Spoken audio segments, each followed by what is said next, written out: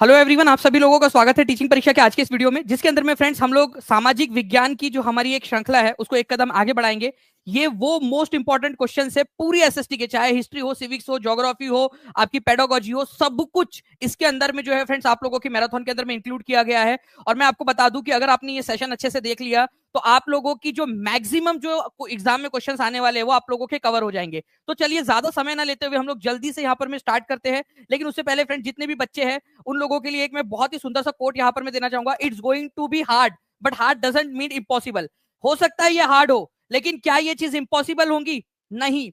Hard का मतलब impossible नहीं होता है। हार्ड का मतलब इवन जो है फ्रेंड्स, मैं ऐसा मानता हूं कि यहां पर मैं आप लोगों के लिए अपॉर्चुनिटी होती है, क्योंकि जब आसान होगा तो हर कोई कर लेगा, लेकिन हार्ड है तभी आपके लिए अपॉर्चुनिटी बनती है कि आप आगे निकल सको। ये चीज याद रखनी है। तो हार्ड का मतलब बिल्कुल इंपॉसिबल नहीं है। आपके पास में पूरी संभावनाएं हैं जब तक एग्जाम नहीं हो जाती कि आप लोग जो है 140 प्लस स्कोर कर लो, 130 प्लस स्कोर कर लो आप लोग। ठीक है, तो हर कोई बच्चा अपनी पूरी एफर्ट लगा देगा, अपनी पूरी मेहनत यहाँ पर में लगा देगा। चलिए हम लोग जो है फ्रेंड्स यहाँ पर मैं आगे बढ़ते हैं हमारे पहले क्वेश्चन के साथ में। जितने लोग एग्री करते हैं इस कोट के साथ में वो हाथ ऊपर कर देंगे एक बार कि जी सर हम एग्री करते हैं इस कोट के साथ में, और बिल्कुल पूरी मेहनत कर देंगे, हम लोग पूरी जान लगा देंगे। पहला क्वेश्चन आप लोगों की स्क्रीन के ऊपर में ये रहा फ्रेंड्स। देखिए ये बहुत ही इंपॉर्टेंट क्वेश्चन है। ठीक है, ध्यान रखना है आप लोगों ने। 19वीं शताब्दी में महिलाओं की शिक्षा के लिए तर्क देने में निम्नलिखित से किसने कुरान की आयतों की पुनर्व्याख्या की थी? एनसीईआरटी बेस्ड क्वेश्चन है, बहुत सारे एग्जाम में आ चुका है, इवन DSSB के अंदर में भी आ चुका है ये क्वेश्चन, सीटेट 2015 में और आगे में भी पूछे जाने की संभावना है। तो कुरान की आयत, कुरान जो शरीफ है, जो इस्लामिक स्क्रिप्चर है, मुसलमानों का जो मुख्य ग्रंथ है, उसकी आयतों का मतलब उसके श्लोकों का सहारा लेकर ये बोला कि कुरान में खुद लिखा है कि महिलाओं को शिक्षित करना चाहिए। तो ये किसने बताया था? ये मुमताज अली करके एक जो व्यक्ति थे उन्होंने बताया था। ये याद रखना आप लोगों ने, मुमताज अली ने। सभी लोग लिख देंगे मुमताज अली, कुरान की आयतों का हवाला देकर उन्होंने किया था। ये याद रखना है आप लोगों ने।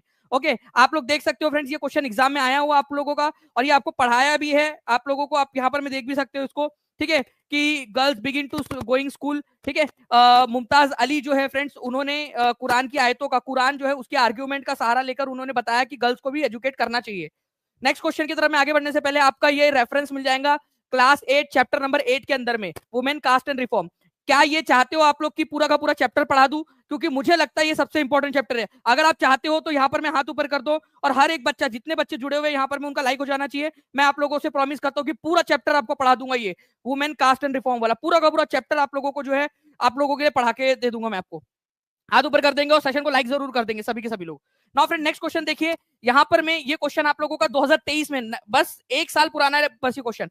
खुदा की रचना के खाते में उसका ब्यौरा चूंकि मर्दों की सूची में नहीं आता, मतलब खुदा ने क्या किया है ऐसा, एज पर दी जो भी भैया थे जो बोल रहे थे ये, ठीक है, उनके अनुसार दो खाते हैं, एक पुरुषों का एक मेल महिलाओं का। तो खुदा की रचना के खाते में उसका ब्यौरा चूंकि मर्दों की सूची में नहीं आता, वो मेल में नहीं आती, वो फीमेल की सूची में आती है। ठीक है, इतनी शानदार खूबियों के बावजूद भी उसे आखिर हासिल क्या हुआ? इतनी सारी चीजें उसको, ठीक है, उसको मिला क्या आखिरकार? ये बोलना किसका था? ये तुम्हारे चचा के जो लड़के थे, ठीक है, तुम्हारे चचा जिन्होंने ये लिखा था, ये भी आप लोगों को बता देना है किसने। मिनाज सिराज नाम के जो व्यक्ति थे उन्होंने लिखा था रजिया के बारे में। ठीक है, रजिया के बारे में। मिनाज सिराज कौन थे? एक लेखक थे, ठीक है, जिन्होंने तवारीख लिखी है। तवारीख मतलब इतिहास, ठीक है, दिल्ली सल्तनत के समय का। उनका मानना था कि देखो कितनी जो है यहाँ पर में खूबियां थी इसमें रजिया में, लेकिन फिर भी उसको हासिल क्या हुआ? क्योंकि लड़की थी वो, इस वजह से पीछे रह गई। कितनी लड़कियां यहाँ पर में हाथ ऊपर करो जल्दी से, हाथ ऊपर कर देंगे कितनी लड़कियां हैं यहाँ पर में जो देख रही है और इस बात से एग्री करती है कि बिल्कुल, क्योंकि उनमें कई सारी खूबियां होती है, बस क्योंकि वो लड़की है इस वजह से उनको कई बार पीछे रह जाना पड़ता है, सामाजिक स्थिति के कारण, या फिर उनकी जो शारीरिक है चीजें उनके कारण। महीने में कई बार होता है उनको कि वो इतना पेन से गुजरती है कि उस समय में उतना काम नहीं कर पाती जितना पुरुष लोग कर पाते हैं, और उनको कंपनसेशन भी नहीं मिलता है उस चीज का। तो खुदा की रचना के खाते में उनका ब्यौरा क्योंकि मर्दों की सूची में नहीं आता, इसलिए शानदार खूबियां होने के बावजूद भी वो पीछे रह गई। ये लिखा था मिनहाज सिराज ने। ये भी लिख लीजिए आप लोग, ये भी क्वेश्चन पूछा जा सकता है किसने लिखा था? मिनहाज सिराज ने। अच्छा, अपने भाइयों से ज्यादा काबिल थी ये, ठीक है, फिर भी ठीक है, अपने भाइयों से ज्यादा काबिल थी रजिया सुल्तान। मैं टीम से रिक्वेस्ट करूंगा कि प्लीज उस क्वेश्चन को भी लगा दिया जाए, वो भी क्वेश्चन आया हुआ एग्जाम में। मिनहाज सिराज ने लिखा था, वो वाला क्वेश्चन बन जाएगा इसके ऊपर में। ठीक है, मिनहाज सिराज ने कहा था ये याद रखना है आप लोगों ने। ठीक है, ये आपका 7th स्टैंडर्ड की बुक के अंदर में दिया हुआ है। ओके, अगर आप चाहोगे तो मैं ये वाला चैप्टर भी आपको पूरा का पूरा पढ़ा दूंगा अच्छे से। ठीक है, देखिए फ्रेंड्स, ये क्वेश्चन देखिए डायरेक्टली हमारी टीम ने लगा भी दिया। यह किसने लिखा कि रजिया अपने भाइयों से अधिक योग्य थी? ठीक है, अपने ज्यादा भाइयों से एबल और योग्य थी? जल्दी बताइए किसने लिखा था, एकदम स्पीड में आपके कमेंट में आंसर आ जाने चाहिए। और सभी लोग सेशन को लाइक करते रहेंगे फ्रेंड्स, और जहां भी शेयर कर सकते हो, टेलीग्राम, फेसबुक, व्हाट्सएप, इंस्टाग्राम, जल्दी जल्दी से शेयर कर दीजिए, ठीक है। एसएसटी की दानी से टीचिंग परीक्षा, थैंक यू सो मच। आज सक्सेस किट मिल गई, हिना अब्दुल अंबुलकर जी, कॉन्ग्रेचुलेशन, ठीक है। चलिए देखिए फ्रेंड्स, मैं आप लोगों को बता दूं, आप लोगों की जितने भी सब्सक्राइबर्स है उनको कल से टेस्ट सीरीज मिलने वाली है, तो चैनल को जिसने भी सब्सक्राइब नहीं किया, चैनल को सब्सक्राइब जरूर कर लेंगे। तो मिनहाज सिराज ने जो है फ्रेंड्स ये लिखा था, ये याद रखेंगे आप लोग, सी इज द करेक्ट आंसर, ठीक है। तो रजिया सुल्ताना जो है वो किसकी बेटी थी? किसकी बेटी थी? यहां से देखो जल्दी से और लिखो, रजिया सुल्ताना इल्तुतमिश की बेटी थी। इल्तुतमिश नाम का राजा था, उसकी बेटी थी।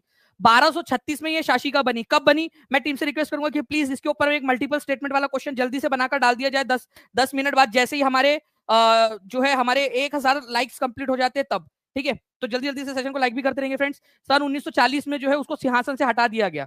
ओके, चलिए नाउ फ्रेंड्स, अब देखिए यहाँ पर मैं 2021 का एक क्वेश्चन, बहुत ही बढ़िया क्वेश्चन है, मुझे ये क्वेश्चन बहुत पसंद आया था जब ये एग्जाम में आया था ना, तब भी मुझे बहुत अच्छा लगा था ये क्वेश्चन। ध्यान से देखिए कि statement A, Razia change her name on her inscription and pretended she was a man. Razia ने अपना नाम बदल लिया और अपने आप को एक पुरुषों की तरह दिखाया। नहीं भाई, क्या ये सही है कि रजिया ने अपना नाम बदल लिया? Authors of tawarikh use social and gender differences to argue that men are superior to women. अब मैं आपको जो है फ्रेंड्स इस क्वेश्चन का आंसर आप लोग लगा दो, ठीक है, तब तक मैं आपको इसका एक्सप्लेनेशन देता हूं। वैसे देखिए मैंने यहाँ पर मैं रजिया के बारे में पूरा पढ़ाया है आप लोगों को, पेड क्लास में भी, ठीक है, और सारे जगहों के ऊपर में भी वहीं से क्वेश्चन बना है आपका, ठीक है। रजिया ने अपने आप को, आप देख सकते हो फ्रेंड्स कि रजिया जो है इल्तुतमिश की डॉटर थी। 1236 में ये शाशिका बनी। मिनहाज सिराज ने कहा था कि वो अपने भाइयों से ज्यादा काबिल है, ठीक है, ये भी क्वेश्चन आया हुआ है, आप देख सकते हो। मिनहाज सिराज का ये मानना था कि रानी का शासन जो है वो समाज के द्वारा जो बनाया गया, भगवान के समाज के द्वारा जो बनाया गया व्यवस्था है उसके खिलाफ जाता है, जिसमें महिलाओं को सबऑर्डिनेट माना जाता है। पूरा आपको पढ़ाया हुआ है, ये सारी की सारी चीजें आप देख सकते हो। रजिया ने कभी भी अपने आप को पुरुष की तरह नहीं दिखाया। रजिया एक प्राउड जो है फ्रेंड्स क्या थी? महिला थी, डॉटर थी। उसने अपने आप को क्या किया? डॉटर की तरह दिखाया। अपने सिक्कों पर उसने लिखा था, अपने इंस्क्रिप्शन के ऊपर में, अपने कॉइन्स के ऊपर में, डॉटर ऑफ सुल्तान इल्तुतमिश। कितनी लड़कियां यहाँ पर में जिनको अपने जो है डॉटर होने पर गर्व है, कि चाहे जो भी स्थिति हो, डॉटर होने पर, लड़की होने पर गर्व है, ठीक है, जो भी है, अपने जो है अपने पिताजी का नाम रोशन करना है। तो daughter sultan of Iltutmish, daughter of sultan Iltutmish यहाँ पर में उसने लिखवाया था अपने सिक्कों पर। अपना नाम कभी भी उसने चेंज नहीं करवाया, ठीक है, ये याद रखना है आप सभी लोगों ने। ओके, तो क्या उसने अपना नाम Razia change her name on her inscription? क्या ये सही होगा या गलत होगा? बस ये हाँ या ना में जवाब दो जल्दी से। रजिया जो है वो प्राउडली एक डॉटर थी, कभी उसने अपने आप को मैन की तरह नहीं दिखाया। तो जब ए गलत हो गया है, ठीक है, तो क्या ए को सही माना जा सकता है? नहीं। ऑप्शन एलिमिनेशन, टीचिंग परीक्षा की ऑप्शन एलिमिनेशन टेक्निक, ठीक है, ए को सही नहीं माना जा सकता, ए को सही नहीं माना जा सकता। क्या सेकंड स्टेटमेंट पढ़ने की जरूरत पड़ी हमें? नहीं पड़ी, ठीक है। और इतना आसानी से हमारा आंसर आ गया, आंसर ऑप्शन नंबर डी हो गया। कितने लोगों ने आंसर लगाया था? 71% लोगों ने, ठीक है। तो ऐसे आप लोगों ने आंसर लगाना है फ्रेंड्स, ठीक है, और बहुत बढ़िया तरीके से आप लोग आंसर कर रहे हो। 982 लोग देख रहे हैं, 896 लाइक्स हो चुके हैं। जल्दी जल्दी से सेशन को लाइक भी करते रहेंगे ताकि एनर्जी बनी रहे। किसने अपना नाम बदला था? फिर नाम बदला था रुद्रमा देवी ने, ठीक है, रुद्रमा देवी। ये याद रखना है आप लोगों ने फ्रेंड्स की काकटिया राजवंश की रानी थी, ठीक है, वारंगल की रुद्रमा देवी, जो आज के आंध्र प्रदेश के अंदर में स्थित, आज के जो है तेलंगाना जो है ना, वहां पर में आता है। ये तेलंगाना बंटवारे के बाद में तेलंगाना में चला गया है, ठीक है। तो काकटिया डायनेस्टी की जो है शासिका थी, वो आज के तेलंगाना के अंदर में पड़ता है। रुद्रमा देवी, उन्होंने क्या किया? अपना नाम जो है फ्रेंड्स ये याद रखना है आप लोगों ने, ठीक है, एक पुरुषों की तरह दिखाया, और ऐसे लिखाया उन्होंने अपने आप को कि जैसे वो पुरुष है, पुरुषों की तरह दिखाने की कोशिश की अपने आप को, ठीक है। एक रानी और थी दिद्दा नाम की, कश्मीर की रानी थी। तो आपसे पूछा जा सकता है क्वीन दिद्दा कहाँ की थी? जो कि दिद्दा का मतलब होता है बड़ी बहन, एल्डर सिस्टर, मतलब लोग उससे बहुत प्यार करते थे, बड़ी बहन की तरह देखते थे उसको, ठीक है, उसकी जनता बहुत प्यार करती थी उससे। ओके, तो ये याद रखना आप लोगों ने, काकटिया राजवंश की रानी थी रुद्रमा देवी, उसने अपने इंस्क्रिप्शन में अपने आप को पुरुषों की तरह दिखाया है, ठीक है। तो किसने दिखाया अपने आप को पुरुषों की तरह? रुद्रमा देवी ने, ये याद रखना है आप लोगों ने। रजिया ने अपने आप को कभी पुरुषों की तरह नहीं दिखाया। इस क्वेश्चन का आंसर करेंगे सभी लोग जल्दी जल्दी से, ठीक है। थैंक यू सर, आज मुझे सक्सेस किट रिसीव हो गई है। प्रिया कुमारी शौब जी भी बोल रहे हैं सक्सेस किट रिसीव हो गई है, कांग्रेचुलेशन प्रिया आपको भी, ठीक है। वीडियो जरूर भेज दीजिएगा। और बाकी मैं आपको बता दूं कि जितने भी बच्चे हैं, ठीक है, जिन्होंने भी चैनल को सब्सक्राइब कर दिया है और वो फॉर्म भर दिया है 30 डे वाला, वो उन लोगों को जो है फ्रेंड कल से आप लोगों को मॉक टेस्ट भी मिलना स्टार्ट हो जाएंगे। अभी भी जिन्होंने चैनल को सब्सक्राइब नहीं किया, चैनल को जल्दी से सब्सक्राइब कर लो, ठीक है। देखिए अगर मैं बात करूं आप लोगों से, ग्लोब को 2 बराबर हिस्सों में ठीक है, ग्लोब को दो बराबर हिस्सों में कौन बांटता है? ठीक है, खींची गई काल्पनिक रेखा को क्या कहते हैं? देखिए, ये है आपका इक्वेटर, ठीक है, ये दिख रहा है आपको इक्वेटर, ये इसके ऊपर वाला है नॉर्दर्न हेमिस्फीयर, उत्तरी गोलार्ध, ठीक है, और इसके नीचे वाला है सदर्न हेमिस्फीयर, दक्षिणी गोलार्ध, ठीक है। तो इक्वेटर क्या करता है आपका? दो हिस्सों में, विषुवत व्रत बोलते हैं इसको, ठीक है, दो हिस्सों में बांट देता है। आप लोग यहाँ देख भी पा रहे होंगे, ठीक है, दो हिस्सों में बांट दिया है, विषुवत रेखा या इक्वेटर। इक्वेटर को आप 0 डिग्री लॉन्जिट्यूड, ठीक है, ये भी कहते हैं 0 डिग्री अक्षांश या 0 डिग्री लॉन्जिट्यूड। ओके, ग्लोब वाला चैप्टर है, उसमें पूरा का पूरा बताया है। रात में 10:30 बजे आप लोगों के लिए क्लासेस होती है, उसको जरूर देखा करिए यूट्यूब के ऊपर में, ठीक है। नेक्स्ट क्वेश्चन की तरफ में हम लोग आगे बढ़ने से पहले एक बार दिखा दूं, देखिए ये इक्वेटर है आपका, ठीक है, इक्वेटर वाली लाइन ऐसा गोल पूरा सर्कल है, इसके ऊपर में हमने 1 2 3 4 ऐसा करते करते 90 तक गए हैं, और नीचे में भी सेम हमने किया है। इक्वेटर क्या करता है? इक्वेटर के ऊपर में नॉर्थ पोल है 90 डिग्री के ऊपर में, वैसे ही नीचे में यहाँ पर में साउथ पोल है आपका, ठीक है, इक्वेटर के साउथ में। तो इक्वेटर ने क्या किया है आपका? दो हिस्सों में बांट दिया है पृथ्वी को, ठीक है। इक्वेटर के ऊपर वाला नॉर्दर्न हेमिस्फीयर उत्तरी गोलार्ध, इक्वेटर के नीचे वाला दक्षिणी गोलार्ध, ठीक है, ये याद रखना है। प्रशांत को भी मिल गया है, ठीक है, सक्सेस किट प्रशांत जी, बहुत बहुत अभिनंदन आपका, कॉन्ग्रेचुलेशन, ठीक है। चलिए नाउ फ्रेंड, नेक्स्ट क्वेश्चन की तरफ में आगे बढ़ते हैं हम लोग यहाँ पर में, ठीक है। 23 दिसंबर 2021 की शिफ्ट में पूछा गया प्रश्न, ठीक है, जल्दी जल्दी बताइए इसका आंसर क्या होगा जी? सिंपल जी, बिल्कुल आप टीचिंग परीक्षा के साथ में जुड़े रहिए, बिल्कुल आपको भी हुडी मिलेगी। मजा आ रहा है सर, तस्लीम आलम जी, बहुत बहुत शुक्रिया आपका, मजा आ रहा है, ऐसे ही मजा आना चाहिए, ठीक है।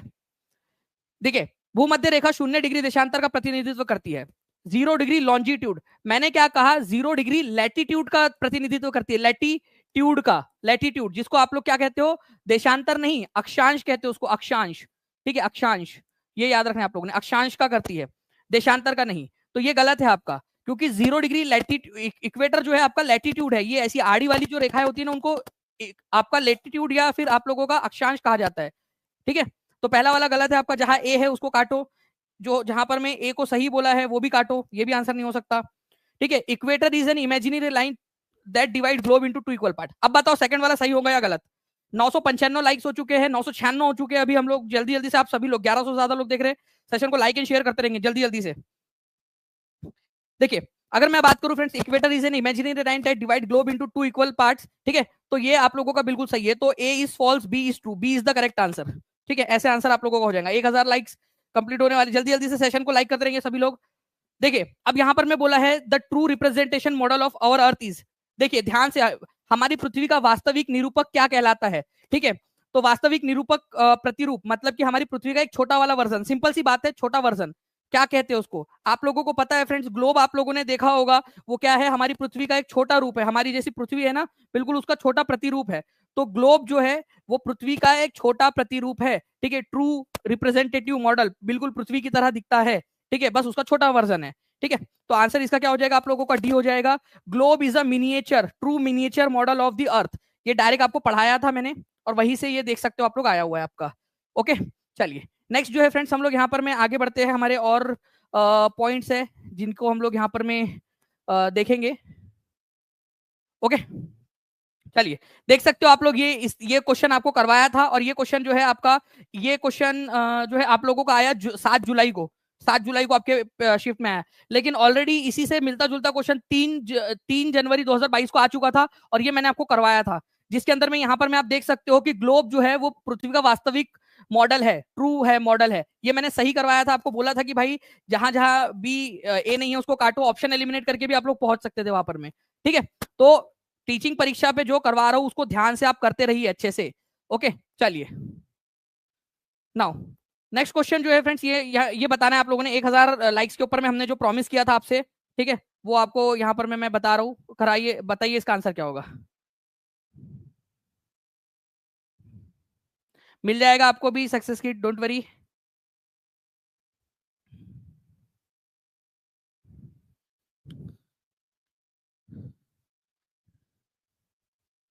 थैंक यू वेरी मच आप लोगों के प्यारे प्यारे कमेंट्स के लिए फ्रेंड्स।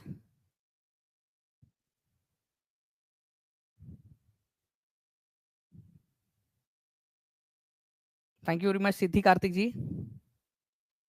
देखिए, अगर हम लोग बात करेंगे फ्रेंड्स यहाँ पर में, Razia Sultan was the daughter of Qutubuddin Aibak, क्या कुतुबुद्दीन ऐबक की बेटी थी वो? नहीं, वो किसकी बेटी थी? इल्तुतमिश की, सुल्तान इल्तुतमिश की बेटी थी, इल्तुतमिश, इल्तुतमिश, मिश की बेटी थी, ये याद रखना है आप लोगों ने, कुतुबुद्दीन ऐबक की नहीं थी। तो पहला वाला गलत हो गया, और जहां पर मैं बोथ दिया है वो भी गलत हो गया। Razia Sultan was the first female Muslim ruler of South Asia and ruled from 1236 से 1240। देखिए ये जो है फ्रेंड्स, आपको बता दूं कि पहली मुस्लिम महिला शासिका थी, ठीक है, भारत की नहीं बल्कि पूरे साउथ एशिया की पहली मुस्लिम महिला शासिका, ठीक है, जिसने क्या किया, 1236 से लेकर 1240 तक जो है शासन किया था इसने। ये याद रखना है आप सभी लोगों ने, 1236 से 1240 के बीच में। ओके, तो आंसर आप लोगों का क्या हो जाएगा यहाँ पर, में आंसर हो जाएगा आप लोगों का ऑप्शन नंबर 2, ठीक है। कब से कब तक किया था ये भी क्वेश्चन पूछा जा सकता है, ठीक है, 1236 से 1240 के बीच में किया था, only B is the correct answer, ठीक है।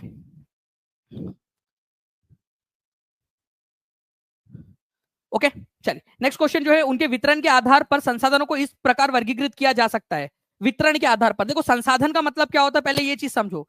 ये मैं टीम से रिक्वेस्ट करूंगा कि प्लीज एक रिसोर्स की डेफिनेशन जो है, कोई भी सब्सटेंस रिसोर्स कब बनता है उसके ऊपर में क्वेश्चन आया था, वो लगा दिया जाए। यूटिलिटी के आधार पर, उसकी उपयोगिता के आधार पर, वह चीज जो आपकी यूजफुल हो, ठीक है, वो यूजफुल है आपके लिए, उसकी यूटिलिटी है। यूटिलिटी, ठीक है, यूटिलिटी का मतलब होता है उपयोगिता। अगर उसकी उपयोगिता है, ठीक है, उपयोगिता है, तो वो आपके लिए क्या बन जाएगा, संसाधन बन जाएगा, अगर वो आपके लिए काम की चीज है तो, ठीक है।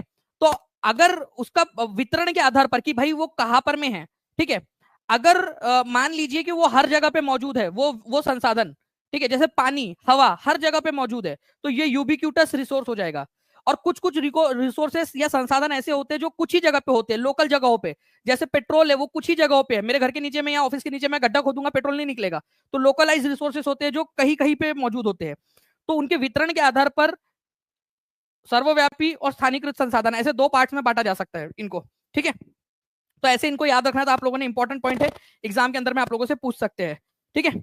तो प्लीज इसको याद रखिएगा आप लोग। रिन्यूएबल और नॉन रिन्यूएबल लगाने वालों, तुमको जनता कभी माफ नहीं करेंगी। रिन्यूएबल और नॉन रिन्यूएबल उनकी उपलब्धता के आधार पर होता है कि कितना उनकी उपलब्धता है। अगर बहुत ज्यादा उपलब्धता है तो रिन्यूएबल, अगर वो बहुत कम मात्रा में अवेलेबल है तो नॉन रिन्यूएबल। एक्चुअल और पोटेंशियल होता है उनके यूज के आधार पर, कि अगर क्या हम उसका यूज कर पा रहे हैं, क्या उतनी टेक्नोलॉजी है हमारे पास में कि हम उसको यूज कर पा रहे हैं, तो वो एक्चुअल होगा। पोटेंशियल मतलब आगे जाकर कभी तो भी यूज करेंगे।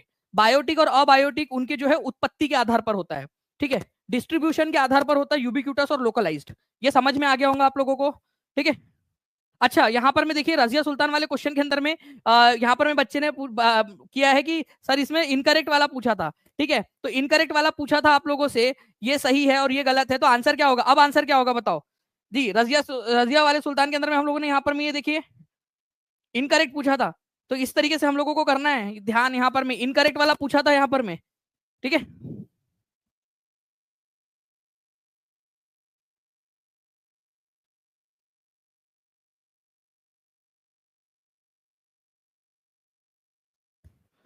इनकरेक्ट स्टेटमेंट जो है फ्रेंड्स, ये याद रखना है आप लोगों ने, ठीक है, ये पूछा था तो इनकरेक्ट आपका ओनली वन हो जाएगा। ओके, चलिए, संगम काल के महाकाव्य सिलप्पदिकारम और मणिक मेखलाई कौन से भाषा में लिखे गए, ये बताना है आप लोगों ने, जल्दी बताइए यहाँ पर में,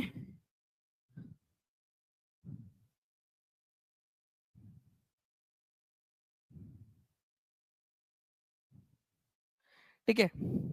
अर्चना सिंह जी, अगर आपने जो है एड्रेस सही से डाला होगा तो मिल गई होंगी, या फिर अगर आपने अपना सही से वो नहीं डाला होगा कि आपने अप्लाई कब किया है, तो फिर नहीं मिल पाएंगे। आप एक बार फिर से ट्राई कर लीजिए, ठीक है, होपफुली आपको वो मिल जाएगी अगर आप एक बार वापस से ट्राई करोगे तो।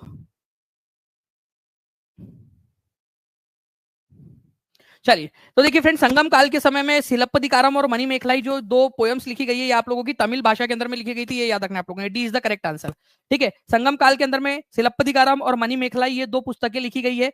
सिलप्पदिकारम किसने लिखी थी, मणिमेखलाई किसने लिखी थी, ये भी क्वेश्चन आप लोगों से बन सकता है, ठीक है। तो सिलप्पदिकारम किसने लिखी है, इसके लेखक कौन है, ये बता सकते हो आप लोग, तमिल भाषा में लिखी गई है दोनों के दोनों, और इसके भी लेखक का नाम आप लोग बता दीजिए जल्दी से, देखते कितने लोग आंसर लगा पाते हैं। मैं आप लोगों को आगे में, ठीक है, उसको भी समझाने की कोशिश करता हूँ, जल्दी जल्दी से बताते जाइए आप लोग इसका आंसर क्या होगा। नेक्स्ट क्वेश्चन देखिए फ्रेंड्स, मल्टी स्टेटमेंट क्वेश्चन है। समुद्रगुप्त जो है, उनकी जो मम्मी थी वो लिच्छवी गण से बिलोंग करती थी।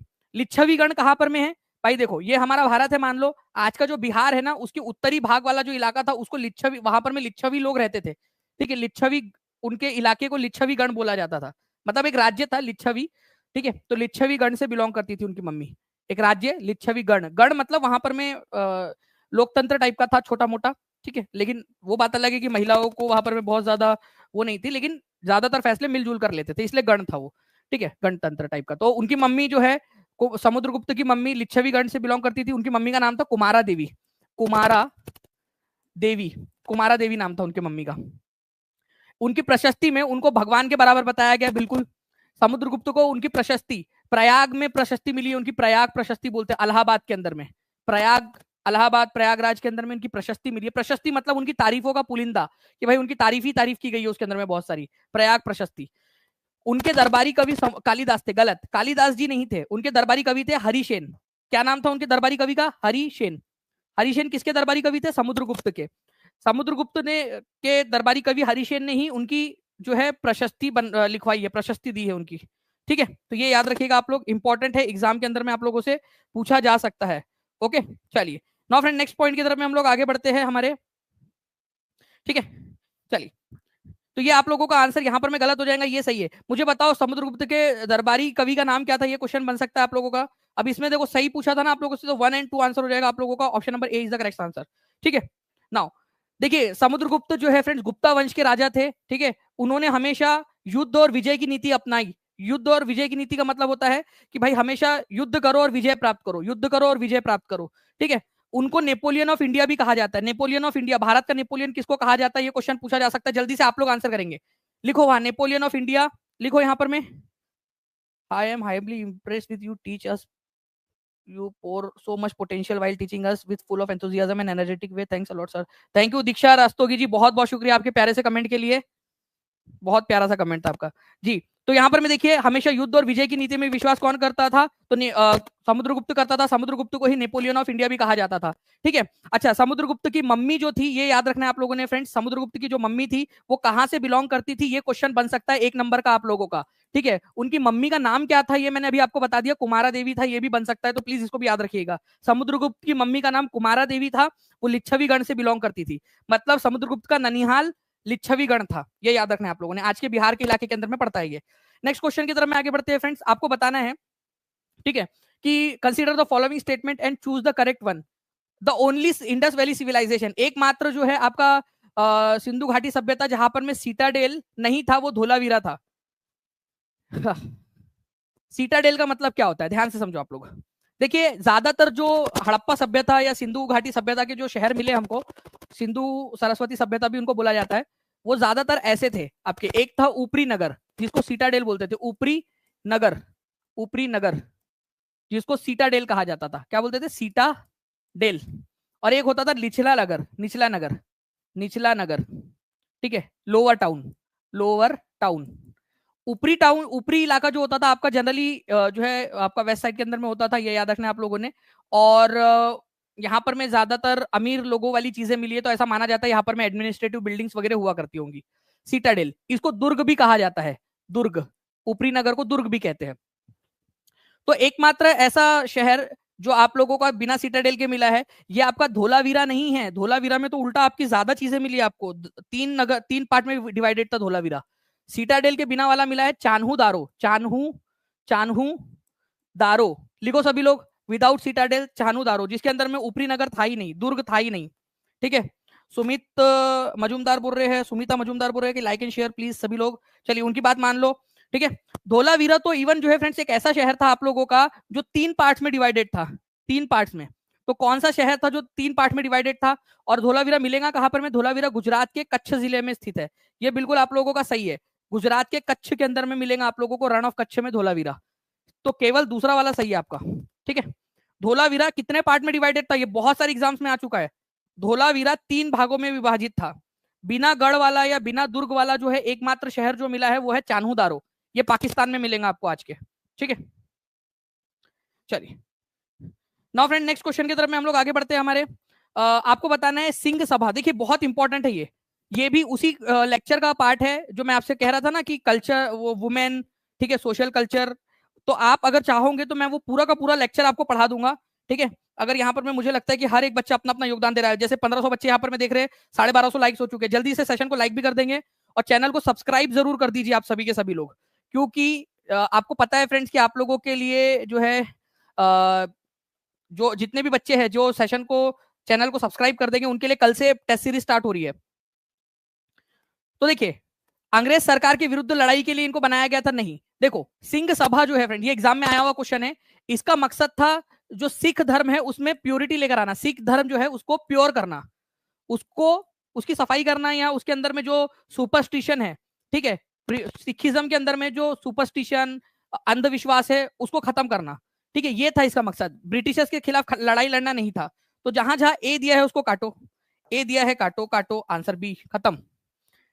To do away with caste distinction, discriminatory practice, जो यहाँ पर मैं भेदभाव वाली प्रथा थी उसको समाप्त करना, बिल्कुल ये था। यहाँ मान लेना एबीसीडी आप लोग, ठीक है। सिखों के शिक्षा को प्रोत्साहित करने के लिए, सिखों में शिक्षा को भी प्रोत्साहित किया गया, ठीक है। कौन सा एक एजुकेशनल इंस्टीट्यूशन था जो सिंह सभा के अंतर्गत ही बनाया गया था, ठीक है। मेरे दिखाने के पहले अगर आप लोग बता देते तो बहुत अच्छी बात है। देखिए फ्रेंड्स, खालसा कॉलेज की स्थापना की गई थी 1892 के अंदर में, 1892 में, ओके। अमृतसर के अंदर में इसको स्थापित किया गया था, इंपॉर्टेंट है, याद रखिएगा आप सभी के सभी लोग, ओके। इंपॉर्टेंट पॉइंट है, खालसा कॉलेज की स्थापना अमृतसर में की गई थी, ठीक है। और इसके अंदर में जो मॉडर्न टीचिंग है और जो आपकी सिखिज्म की जो टीचिंग है दोनों दी गई। अब ध्यान से दो चीज समझो, ये वाला पॉइंट जो है ना मैं आपको एक आसान भाषा में समझाता हूँ। इसका मेन मकसद था सिंह सभा आंदोलन का रिफॉर्म लेकर आना, सुधार करना, सुधारवादी संगठन था, अंग्रेजों के खिलाफ वगैरह लड़ने का कुछ नहीं था इसका। अब मेन जो मैं आप लोगों को बात बता रहा हूँ 1873 और 1879 वाली, ठीक है, अमृतसर और लाहौर, ध्यान से समझिएगा आप लोग, आप लोगों को बहुत ही आसान भाषा में समझाता हूं मैं, ठीक है। ध्यान से देखिए आप लोग, 1873 के अंदर में, ठीक है, इसको सबसे पहले कहां पर में बनाया गया था, अगर ये क्वेश्चन आ जाए, ठीक है। पहली सिंह सभा कहां आयोजित हुई थी, अमृतसर में, 1873 में, ओके। तो ये आप लोगों का बनेगा अमृतसर, पहली सिंह सभा कहां आयोजित हुई थी, अमृतसर के अंदर में। उसके बाद में 1879 के अंदर में दूसरी सिंह सभा कहां आयोजित हुई, तो लाहौर के अंदर में, ठीक है।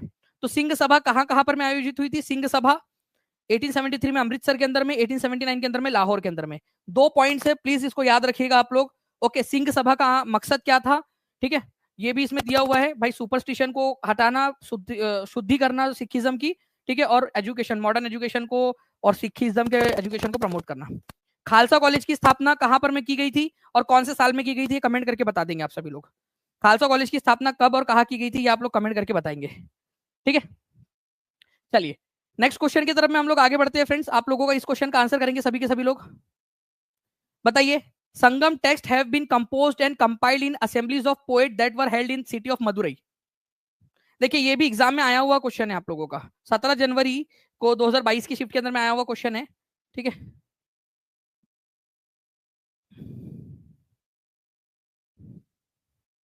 देखिए अगर मैं बात करूं फ्रेंड, संगम जो पोयम है उनको मदुरई में बनाया गया था, ये बात तो बिल्कुल सही है, ठीक है। ये संगम पोएम जो है, और जो अननोन ग्रीक राइटर्स है, अननोन ग्रीक्स जो मतलब कई सारे लोग हैं जिन्होंने भारत के बारे में लिखा है, उत्तर भारत के बारे में स्पेशली, ठीक है, उत्तर भारत के बारे में कई सारे ग्रीक लेखकों ने लिखा है, ठीक है। और जो संगम पोयम थी वो तमिलनाडु में मदुरई के अंदर में बन रही थी। तो उत्तर भारत और दक्षिण भारत के अंदर में ये जो हो रहा था ना, ठीक है, अगर मैं आपको यहाँ पर मैं बताने की कोशिश करूँ इसके अंदर में, यहाँ पर में, ठीक है, उत्तर भारत और दक्षिण भारत के अंदर में, तो ये जो है फ्रेंड्स याद रखना आप लोगों ने, समकालीन थे ये, ठीक है, दोनों के दोनों कंटेम्प्रेरी थे, एक ही समय काल के थे। तो आप लोगों का क्या हो जाएगा, आंसर दोनों सही है, लेकिन इसका उससे और इसका इस पर कोई प्रभाव नहीं है, दोनों अलग अलग चीजें हैं, ठीक है। दोनों सही है लेकिन दोनों इंडिपेंडेंट है। इंडिपेंडेंट क्यों है जल्दी से बताओ आप लोग, क्योंकि दोनों एक दूसरे पे प्रभाव नहीं डालते भाई, दोनों समय काल, एक ही समय काल के थे, क्या फर्क पड़ रहा। आप और बराक ओबामा एक ही समय काल के थे, तो कोई फर्क पड़ा क्या बराक ओबामा के ऊपर में आपसे, या आपसे आपके ऊपर में बराक ओबामा का कोई प्रभाव पड़ा क्या, नहीं ना, ठीक है। तो आपसे और बराक ओबामा से कोई फर्क नहीं पड़ा, दोनों समकालीन थे, समकालीन हो सकता है, कोई भी समकालीन हो सकता है, समकालीन मतलब एक ही समय के, ठीक है। तो both A and R true, but R is not the correct explanation of A. Madurai के अंदर में ये हुई और जो है वहां असेंबली में इसको बनाया गया, वो अलग मैटर है भाई, साउथ इंडिया का। नॉर्थ इंडिया के जो ग्रीक अननोन ग्रीक थे वो अलग थे, उनका कोई लेना देना नहीं था बीच में। तो B is the correct answer. कितने लोगों ने आंसर किया इसका, 36% लोगों ने। समझ में आया क्या, जल्दी बताओ। देखो जो संगम ग्रंथों की रचना की गई मदुरई में, अलग घटना है ये। संगम कवि जो थे और जो अज्ञात यूनानी समकालीन थे वो लोग, वो अलग घटना है कि दोनों एक ही समय की बात है, दोनों का कोई लेना देना नहीं था, कोई कांटेक्ट नहीं था उनका, तो फिर एक्सप्लेनेशन कहां से हो गया वो, ठीक है। चलो आंसर आ गया आप लोगों का, 20 द करेक्ट आंसर। ठीक है, तमिल की प्राचीनतम रचनाओं में संगम साहित्य कहते हैं। इसकी रचना करीब 2300 साल पहले हुई थी। ठीक है, और संगम इसीलिए कहते हैं क्योंकि यहाँ पर में लोग इकट्ठा आए और वो लोग जो है आपस में आकर इन लोगों ने मिलकर किया। मदुरई के अंदर में जो है इन्होंने जो है ये लोग कवियों का सम्मेलन हुआ, वहां पर में इन्होंने किया। ठीक है, और संगम साहित्य के संगम कवि और अज्ञात यूनानी समकालीन थे, ये भी याद रखना है आप लोगों ने। ठीक है, चलिए, सुप्रीम कोर्ट ने भोजन का अधिकार, निजता का अधिकार और प्रदूषण मुक्त पानी और हवा के अधिकार की व्याख्या भारतीय नागरिकता को दिए गए किस मौलिक अधिकार के अंदर में की है? बहुत ही इंपॉर्टेंट क्वेश्चन है, इसका आंसर करेंगे सभी के सभी लोग। इंपॉर्टेंट पॉइंट है ये आपका।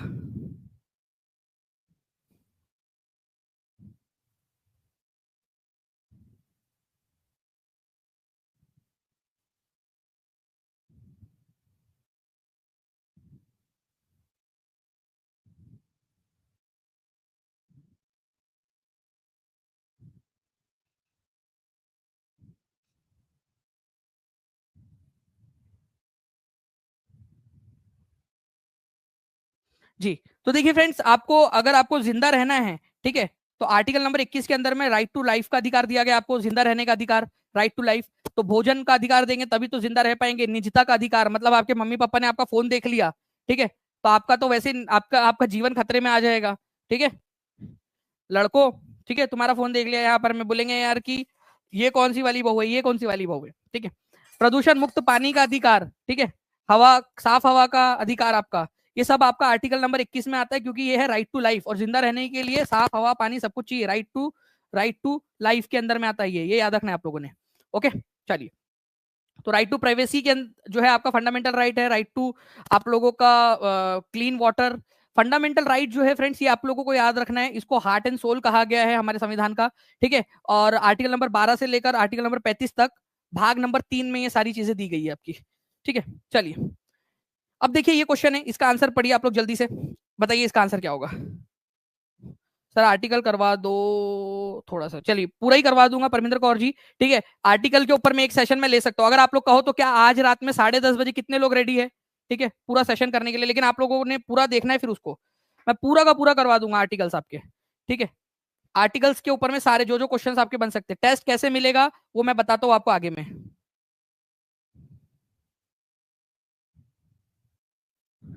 थैंक यू प्रियंका वशने जी, बहुत प्यारे से कमेंट के लिए आपके। जी, बताइए इसका आंसर क्या होगा।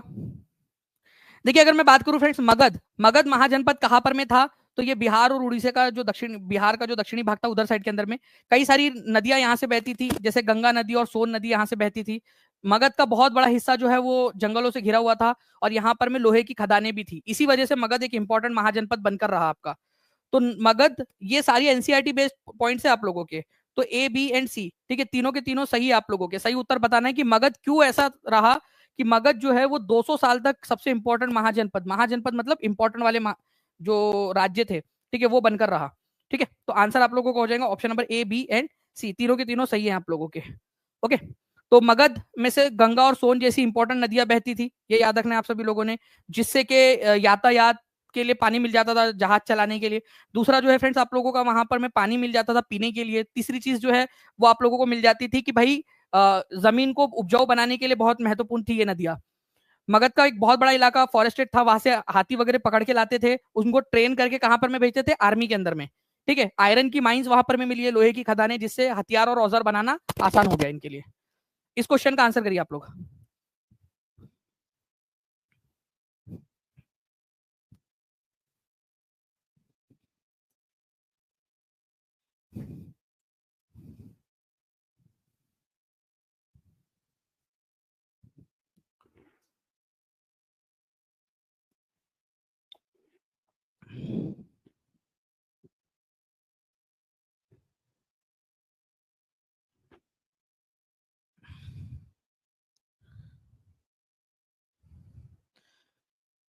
6 to 8 में मेरा सिलेक्शन हो गया है। मैं दानिश सर और उनकी टीम को थैंक्स करता हूँ। टीचिंग परीक्षा चैनल से ऐसा रिश्ता बन गया है कि मैं हमेशा लाइव आ ही जाता हूँ। Sir ji love you. Ram Jani ji, बहुत बहुत शुक्रिया आपके प्यारे से कमेंट के लिए। राम जानी जी का भी कमेंट दिखा दिया जाए प्लीज स्क्रीन पर।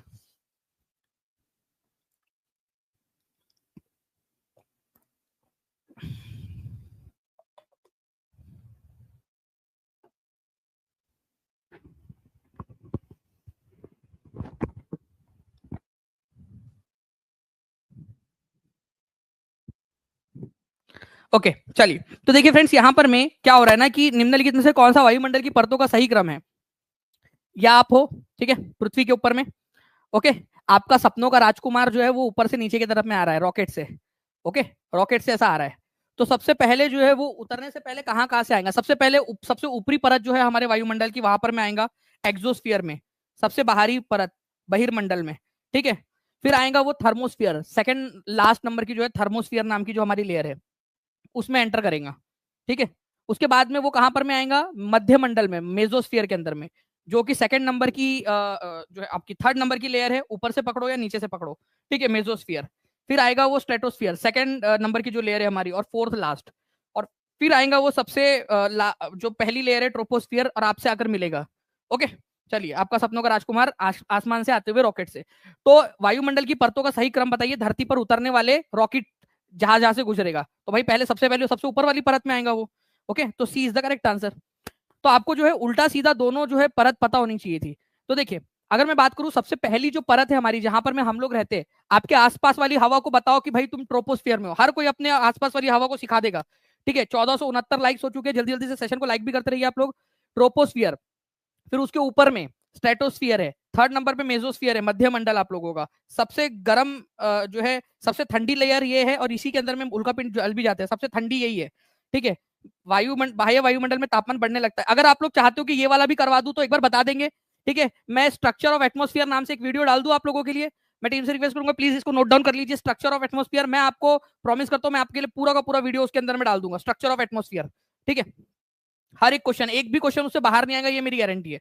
एक्सोस्फीयर बहिर्मंडल जो है फ्रेंड सबसे आपका लास्ट वाला है, ओके। सबसे कम हवा आपको एक्सोस्फीयर में मिलेंगी। यहाँ केवल हल्की गैसेस होती है, हल्की गैसेस, जैसे कि हाइड्रोजन और हीलियम, बस यही गैसेस होती है सबसे ऊपर वाली लेयर के अंदर में, ओके। चलो, नाउ फ्रेंड्स, आप लोगों को बता दूं, ठीक है, संपूर्ण पेडागोजी का निचोड़ आप लोगों के लिए सबसे इंपॉर्टेंट, चाहे आप कोई भी पेडागोजी हो, एसएसटी की, हिंदी की, इंग्लिश की, सीडीपी के इंपॉर्टेंट वाले कंसेप्ट आप लोगों के, ठीक है। आप लोग साइंस की पेडागोजी का देख लीजिए, ईवीएस की पेडागोजी देख लीजिए, कोई और भी सब्जेक्ट हो आप लोगों का, ठीक है, संस्कृत हो चाहे आपका कोई भी हो, कंसेप्ट कुछ ऐसे है कि जो हर इसमें पूछे, concept of development, inclusive education आप लोगों का, एनसीएफ हर एग्जाम में, हर सब्जेक्ट की पेडागोजी में पूछा जाता है, जेंडर सीसी आप लोगों से पूछा जाता है, एनईपी 2020 जो है आप लोगों का पूछा जाता है, ठीक है। लैंग्वेज एंड थॉट आप लोगों के पूछे जाते हैं, ठीक है। आपका सीसीई पूछा जा रहा है, आपका language skills, child centred education, ये हर एक पेडागोजी में आते हैं। एक लेक्चर लूंगा और आपकी हर पेडागोजी के अंदर में 8 से 10 नंबर पक्के, हर पेडागोजी के अंदर में 8 से 10 नंबर पक्के। ये आप लोगों के लिए जो है वरदान साबित होने वाला है। हर पेडागोजी में अगर 8 से 10 नंबर पक्के हो गए तो मतलब आपके 30 से 40 नंबर जो है फ्रेंड्स आप लोगों के ऐसे ही आपके बढ़ जाएंगे इस अकेले सेशन से। 30-40 नंबर अकेले बढ़ जाएंगे, ठीक है। पूरा का पूरा हिंदी पेडागोजी के भी इंपॉर्टेंट क्वेश्चंस भी करवाऊंगा इसके अंदर में, मैं पूरे के पूरे, आपको टेंशन नहीं लेना है आप लोगों ने, ठीक है। और जहां जहां अगर केवल हिंदी वाला रहेगा तो उसको बाइलिंगुअल करके भी बताऊंगा आपको कि इसका इंग्लिश में अगर पूछे तो कैसे पूछेगा और बाकी इसमें पूछे तो कैसे पूछेगा। तो चैनल को सब्सक्राइब कर लीजिए और इस वीडियो के बाद में जाकर इस वीडियो को लाइक करके नोटिफाई मी का बटन दबा देना ताकि आपसे छूट ना जाए, नहीं तो बस एग्जाम के बाद आकर सोचो कि काश देख लिया होता वो वीडियो, ठीक है। राज राजेश्वरा मंदिर के बारे में क्या सही है ये बताइए आप लोग, राज राजेश्वरा मंदिर के बारे में। देखिए, राज राजेश्वरा मंदिर के बारे में बात करूं फ्रेंड तो ये चोलास के द्वारा बनाया गया था, चोला लोगों के द्वारा, इसका निर्माण चोलों द्वारा किया गया था। Architect of the temple carved his name on the temple wall, इसके जो आर्किटेक्ट है उन्होंने अपना नाम लिखाया है, ठीक है, इस मंदिर के ऊपर में। उनका नाम क्या था वो भी बता देना। इसके अंदर में दुर्गा माता की मूर्ति रखी हुई है, ऐसा यहाँ पर मैं इस क्वेश्चन के अंदर में कह रहा है। देखिए, अगर मैं आप लोगों से बात करूं फ्रेंड्स कि इसके ये किसने बनाया था, तो बिल्कुल चोला के द्वारा बनाया गया है ये, ठीक है। चोला वंश के जो राजा थे राज राजेश्वरा, ठीक है, उन्होंने बनाया था, राजा राजा नाम था उनका, ठीक है, राजा राजा वन, बाद में उन्होंने राजा राजा वन नाम रखा ही था अपना, ठीक है। वो राज राजेश्वरा भगवान जो थे विष्णु के अवतार माने जाते, शिव के अवतार माने जाते, उनके नाम के ऊपर में, ठीक है। इसके अंदर में बड़ा सा शिवलिंग रखा हुआ है, ना कि दुर्गा माता की मूर्ति, तो ये गलत है, इसमें शिवलिंग रखा हुआ है, ठीक है। इसके जो आर्किटेक्ट है, ठीक है, उनका नाम जो है फ्रेंड्स आप लोगों का इसके ऊपर में आप लोगों को देखने के लिए मिल जाएगा, ठीक है। उनका नाम क्या है फ्रेंड्स, अगर आप लोगों से पूछ लिए तो कुंजारालम्मल राजराजा पेरुन थानचन उनका नाम है पूरा का पूरा, जो आर्किटेक्ट थे जिन्होंने बनाया था। नहीं भी याद रखोगे तो भी चलेगा आप लोगों को, ठीक है। कुंजारामल राजराजा पेरुन थानचन, मैं बता देता हूं आपको, ठीक है। चोला जो है फ्रेंड्स इन लोगों ने बनाया था, कावेरी नदी के किनारे पे बसा हुआ है ये आपका थंजावुर नाम का शहर, और वहीं पर जो है आपका थंजावुर के अंदर में ही मिलेगा आपको राजराजेश्वरा टेम्पल। राजा राजा चोला ने इसको बनवाया था, ठीक है। इसमें एक बड़ा सा शिवलिंग है, ये याद रखना है आप लोगों ने इस मंदिर के अंदर में। जो कुंजा रामल्लन राजराजा पेरुंथांचन जो व्यक्ति है, जिन्होंने जो इसके वास्तुकार है, उन्होंने अपना नाम जो है फ्रेंड्स एक दीवार पर लिखा भी है इस मंदिर के अंदर में, ठीक है। नाम याद रखने की जरूरत नहीं है आप लोगों को, इतना नहीं पूछेगा, बस ये याद रखना है कि उन्होंने अपना नाम लिखा है करके, ठीक है। तो दुर्गा माता की मूर्ति नहीं है इसके अंदर में, बाकी चोला लोगों ने बनाया था और आर्किटेक्ट ने अपना नाम लिखा है इस पे, सही है। ये सही वाला पूछा था ना आपसे, 1 and 2 A is the answer, ठीक है। तो ऐसे याद रखना था आप लोगों ने। सर हम लोगों का एनर्जी आपका वीडियो देखते ही करके क्वेश्चन सीधे माइंड में घुस जाता है। चलो अंजलि शर्मा जी बहुत बहुत शुक्रिया। तो थंजावुर जो है वो कौन से नदी के किनारे पे बसा हुआ है, 1 नंबर का क्वेश्चन ये भी बन सकता है आप लोगों का, प्लीज इसको भी याद रखिएगा आप लोग। अच्छा एक और चीज आप लोगों को ये याद रखना है फ्रेंड्स कि जहां पर जो शहर थे आप लोगों के, ठीक है, जहां मंदिर बनाए गए, काफी सारे जगह ऐसी बनी जहां पर में शहर बस गए मंदिरों की वजह से, लेकिन हर जगह ऐसा नहीं हुआ था, ठीक है। लेकिन काफी सारे जगह ऐसी थी जहां मंदिर बनाए, वहां पर में बाद में जाकर शहर बस गए, ठीक है। नाउ अटलांटिक महासागर के संदर्भ में नीचे दिए गए कथनों पर विचार करें, बताइए।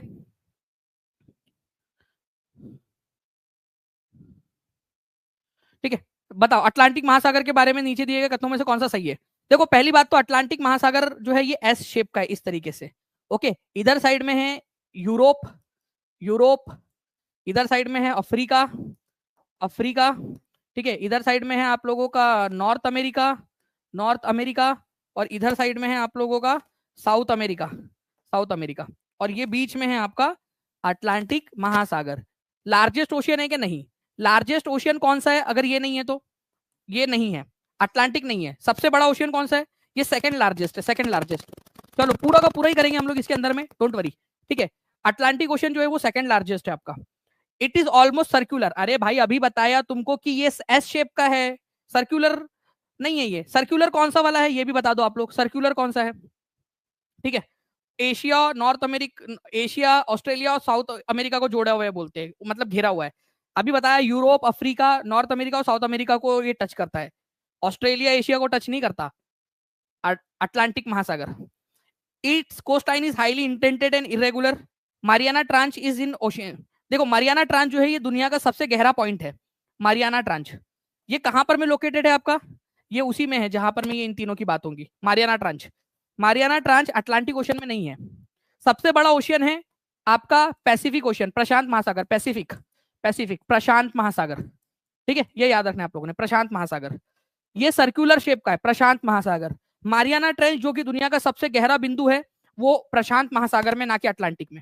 हाँ, बात सही कौन सी है, ये है आपकी, ठीक है, कि भाई आपका इसकी कोस्ट लाइन हाईली इंडेंटेड और इरेगुलर है, कटी फटी है। कटी फटी का मतलब होता है इस तरीके से, एक होती है सीधी सीधी तटरेखा और एक होती है कटी फटी तटरेखा। तो इसकी जो कोस्ट लाइन है, मतलब यहां पर में जो कोस्ट लाइन आपको मिलेंगी ना अटलांटिक ओशन में, वो बहुत कटी फटी है, इरेगुलर है, जिसके वजह से यहाँ पर में बहुत सारे नेचुरल पोर्ट बन जाते हैं, बंदरगाह बन जाते हैं जहाज को रोकने के लिए। तो ये सही है बिल्कुल। तो यही याद रखना है आप लोगों ने फ्रेंड्स, सबसे बड़ा ओशन है पैसिफिक ओशन, अटलांटिक। मैं टीम से रिक्वेस्ट करूंगा कि वो एक क्वेश्चन आया था जिसमें हमने पैसा वाला ट्रिक लगाई थी, PA, ठीक है, आप लोगों का है ना, याद करो, PAISA, ठीक है। पैसिफिक ओशन, प्रशांत महासागर, अटलांटिक महासागर सेकंड नंबर पे, फिर इंडियन ओशन है, फिर सदर्न ओशन है, ये दक्षिणी महासागर आप लोगों का, ओके। और फिर है यहां पर मैं आपका आर्कटिक ओशन सबसे छोटा, ओके। तो अटलांटिक महासागर सेकंड नंबर का है, ये आपका सेकंड नंबर का है, ओके। अच्छा लार्जेस्ट ओशन कौन सा है आपका, लार्जेस्ट ओशन ये है पैसिफिक ओशन, सर्कुलर शेप का है, Asia, Australia, north America, south America को टच करता है, ठीक है। और मारियाना ट्रेंच यहीं पे है जो सबसे डीपेस्ट पॉइंट है प्रशांत महासागर में, ओके। अच्छा मारियाना ट्रेंच पता है कितना गहरा है, कितना गहरा है, कितना गहरा है, कितना गहरा है, 11,022 मीटर। अब मान लो कि मैं गया, हिमालय को उखाड़ा मैंने ऐसे, ठीक है, जय माहिष्मती करके, और हिमालय को ले जाके मैंने इसके अंदर में डुबा दिया, तो भी हिमालय जो है फ्रेंड्स यहाँ पर मैं आपको बता दूं, ठीक है, हिमालय जो है ना उसका टिप अंदर में ही रहेगा, क्योंकि हिमालय जो है आप देखिए कितना है, 8,848 मीटर, ठीक है, 8,849, 50 कई जगह पे अलग अलग मिलेगा आपको, 8,848 पॉइंट समथिंग मीटर आप लोगों का है ये, ठीक है। लेकिन ये 11,000 से भी ज्यादा मीटर गहरा है, तो माउंट एवरेस्ट भी इसमें डूब जाएगा, ठीक है। ये याद रखना था आप लोगों ने पॉइंट। 1586 लाइक्स हो चुके हैं, जल्दी जल्दी से फ्रेंड्स सेशन को आगे आप लोग लाइक करते रहेंगे ताकि और जो है फ्रेंड्स यहाँ पर मैं मेहनत से आप लोगों को पढ़ा सके हम लोग। अटलांटिक ओशन की बात करूं आपसे तो कौन से शेप का है ये, जल्दी बताइए आप लोग, कौन से शेप का, कौन से आकार का है? अटलांटिक महासागर का आकार बताओ। ठीक है, जल्दी से लिखेंगे। कौन कौन से महाद्वीपों को ये टच करता है, नाम बताएंगे। 4 महाद्वीपों को टच करता है, नाम बताओ आप लोग। ठीक है, इसकी कोस्ट लाइन रेगुलर है या इंडेंटेड है? इरेगुलर है, ये याद रखना है आप लोगों ने। कटी फटी तटरेखा है। कटी फटी मतलब ये इस प्रकार से, ठीक है, कटी फटी का मतलब होता है ये इस प्रकार से कटी फटी है। ये आप देख पा रहे होंगे आई होप थोड़ा सा। ठीक है, ये देखिए आप लोग, ये कटी फटी थोड़ा सा ऐसे इंडेंटेड, ऐसी सीधी नहीं है, इंडेंटेड है, कटी फटी है, जिससे कि यहाँ पर में बंदरगाह बन जाते हैं। ये जो कोने कापचे है ना, यहाँ पर में बंदरगाह बन जाते हैं। ओके, अच्छा, इसके अलावा सबसे बिजी ओशन कौन सा है पूरे दुनिया का? यहाँ पर में इतने सारे ओशन हम लोगों ने देखे, सबसे ज्यादा बिजी ओशन कौन सा है? अटलांटिक ओशन सबसे ज्यादा बिजी है। ठीक है, तो बिजी सबसे ज्यादा व्यस्त महासागर कौन सा है? अटलांटिक महासागर है। क्यों? क्योंकि ये दो जी जो इंपॉर्टेंट वाले यूरोप और नॉर्थ अमेरिका इनको जोड़ता है ना, इस वजह से सबसे ज्यादा व्यस्त महासागर इसी को माना जाता है। ओके, चलिए देखिए, मध्य अक्षांशीय क्षेत्रों में छोटी घास वाली घास भूमियों को क्या कहा जाता है? मध्य अक्षांशीय क्षेत्र। पहली बात तो अक्षांश क्या होता है ये याद समझ लो आप लोग। ये मान लो हमारी दुनिया है, ठीक है, हमने बीच वाली जो सर्कल है जिसने दुनिया को 2 भागों में बांटा हुआ है उसको हमने बोला है इक्वेटर। ठीक है, ओके, इक्वेटर। अब इक्वेटर में यहां पर में आपका 23.5 डिग्री नॉर्थ, 23.5 डिग्री नॉर्थ और 23.5 डिग्री साउथ। ठीक है, यहां पर में जो एरिया है आपका, इसको बोलते हैं आप लोग लोअर लैटिट्यूड्स, निम्न अक्षांश, क्योंकि ये इक्वेटर के पास में है। ठीक है, फिर यहां पर में 23.5 से लेकर 66.5 तक का जो है आपका नॉर्थ तक का। ठीक है, और यहां पर में भी 66.5 साउथ तक का जो है आपका एरिया। ओके, ये वाला एरिया जो है इसको बोलते हैं मध्य अक्षांश। मध्य अक्षांश, ये याद रखें आप लोगों ने, मध्य। क्यों? क्योंकि ये 90 डिग्री वाला जो है ये आपका सबसे उच्च अक्षांश है। ये वाले जो पॉइंट्स है ना आपके, ये उच्च अक्षांश है, ये उच्च अक्षांश ये वाले, क्योंकि 90 के पास में है। और जो बीच वाले हैं ये आप लोगों के क्या है? ये मध्य अक्षांश है, मिडल वाले। देखो यहाँ पर में मिडल में आ रहे ना, ये निम्न और उच्च के बीच में आ रहे, इसलिए मिडल। तो मध्य अक्षांश क्षेत्र में मतलब टेम्परेट जोन में, इसको क्या कहा जाता है? इन क्षेत्र को टेम्परेट जोन कहा जाता है। टेम्परेट, टेम्परेट जोन जो है फ्रेंड्स आप लोगों का कौन से डिग्री से कौन से डिग्री के बीच में है? जल्दी बताओ। ये भी है टेम्परेट जोन और ये भी आपका टेम्परेट जोन ही है। उत्तरी गोलार्ध में और दक्षिणी गोलार्ध दोनों के अंदर में टेम्परेट जोन आपको मिलेगा। ठीक है, उत्तर और दक्षिण दोनों के अंदर में। ठीक है, यहां पर मैं आप लोग देख सकते हो अच्छे से इसको, देखिए यहां पर में,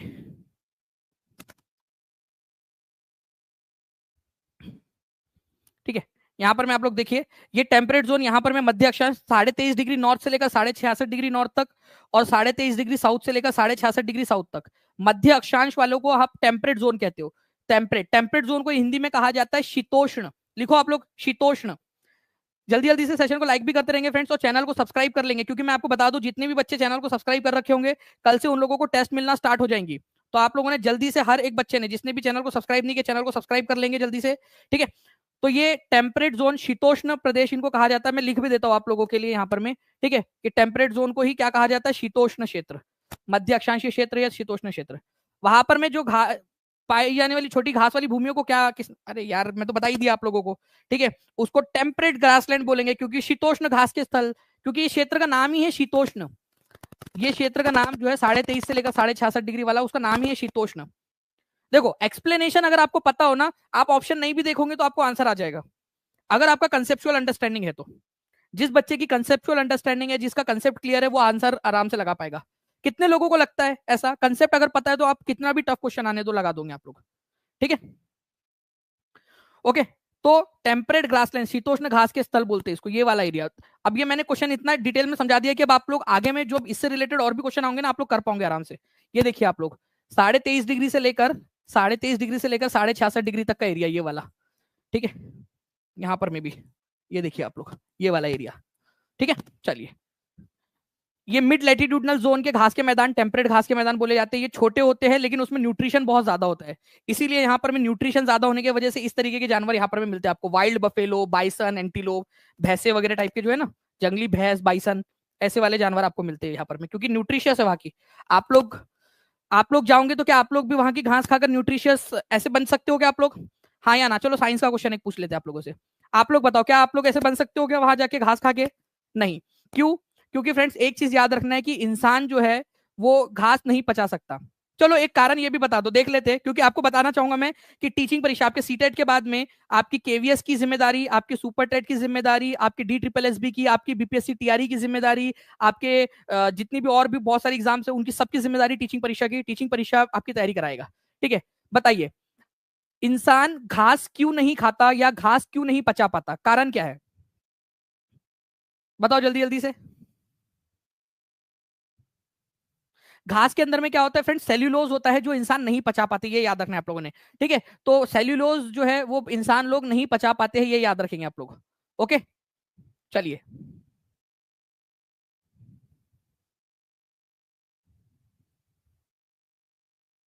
चलिए गुड। सेल्यूलोज नहीं पचा पाता इंसान। एजुकेशन एंड लर्निंग जी, क्या हुआ आपको? चलिए नाउ फ्रेंड्स देखिए यहाँ पर मैं फेयांस के बारे में बताइए।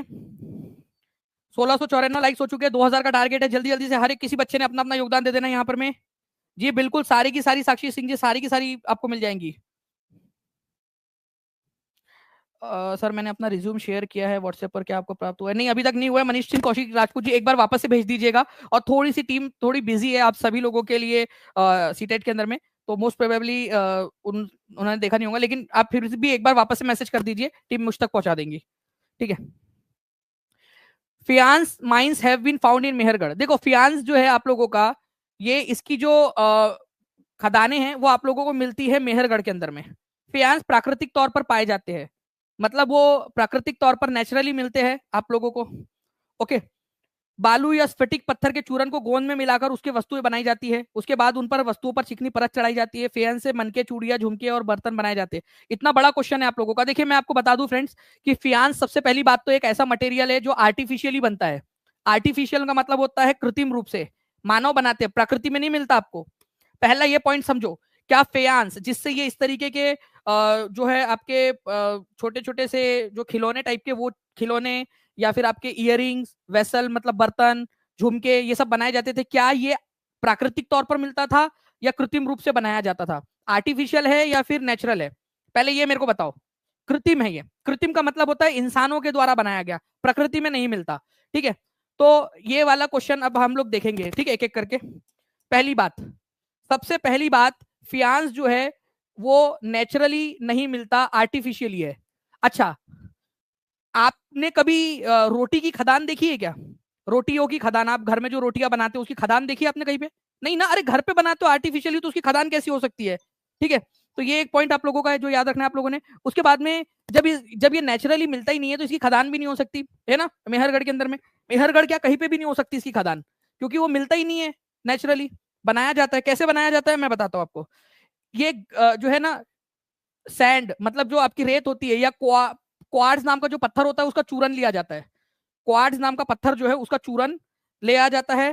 ठीक है, स्फटिक बोलते हैं क्वार्ट्ज को हिंदी में। बालू या फिर स्फटिक पत्थर के चूरन को गोंद में मिला के सब फेंट लिया जाता है आटे की तरह।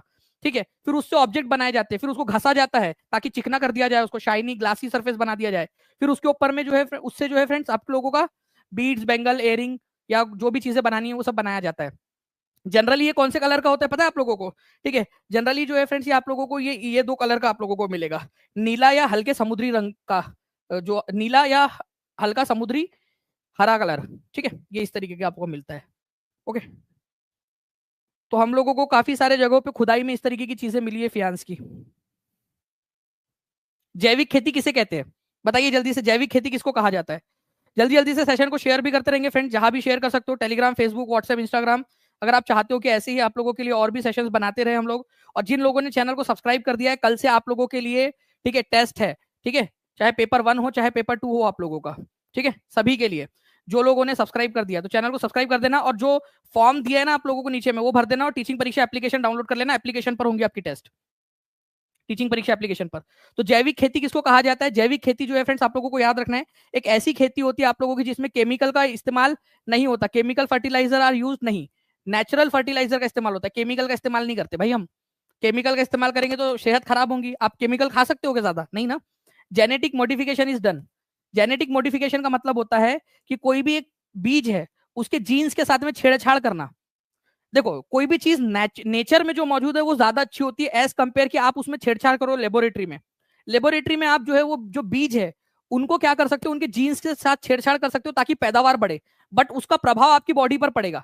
ठीक है, तो आप पैदावार तो बढ़ जाएंगी उसकी, वो ज्यादा मात्रा में उगेगा, लेकिन उससे आपको नुकसान होगा। तो जेनेटिक मॉडिफिकेशन, कोई भी उपज बढ़ाने के लिए आनुवंशिक संशोधन नहीं किया जाता जैविक खेती में। जैविक खेती एकदम नेचुरल होती है, कोई हम लोग केमिकल का इस्तेमाल नहीं करते, नेचुरल मैन्योर और नेचुरल पेस्टिसाइड्स का इस्तेमाल करते हैं, नेचर का इस्तेमाल करते हैं, बिल्कुल। ठीक है, only production of cotton has been allowed. नहीं भाई, कोई बहुत सारी चीजें उगती है, कॉटन क्या, बैगन, जो जैविक खेती क्या आपने घर की खेती है, लिटरली घर की खेती। वो एक कहावत भी है ना कि घर की खेती है क्या, हाँ भाई सच में घर की खेती है, घर में कोई भी कर, आप भी कर सकते हो जैविक खेती।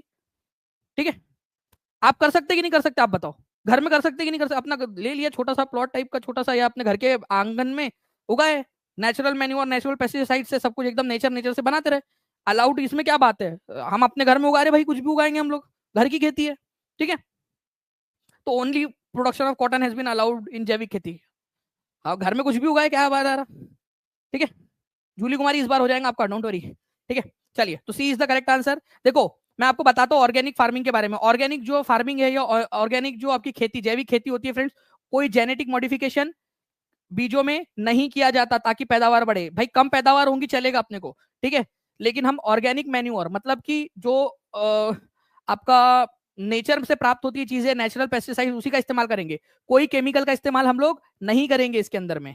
ठीक है, ये याद रखना है आप लोगों ने। चलो इस क्वेश्चन का आंसर करिए, इसको इसको very very very important mark करो आप सभी के सभी लोग, इसको very very very important mark करो। और एक बार सेशन को जल्दी जल्दी से सेशन को लाइक भी करते रहेंगे फ्रेंड्स, सभी बच्चे।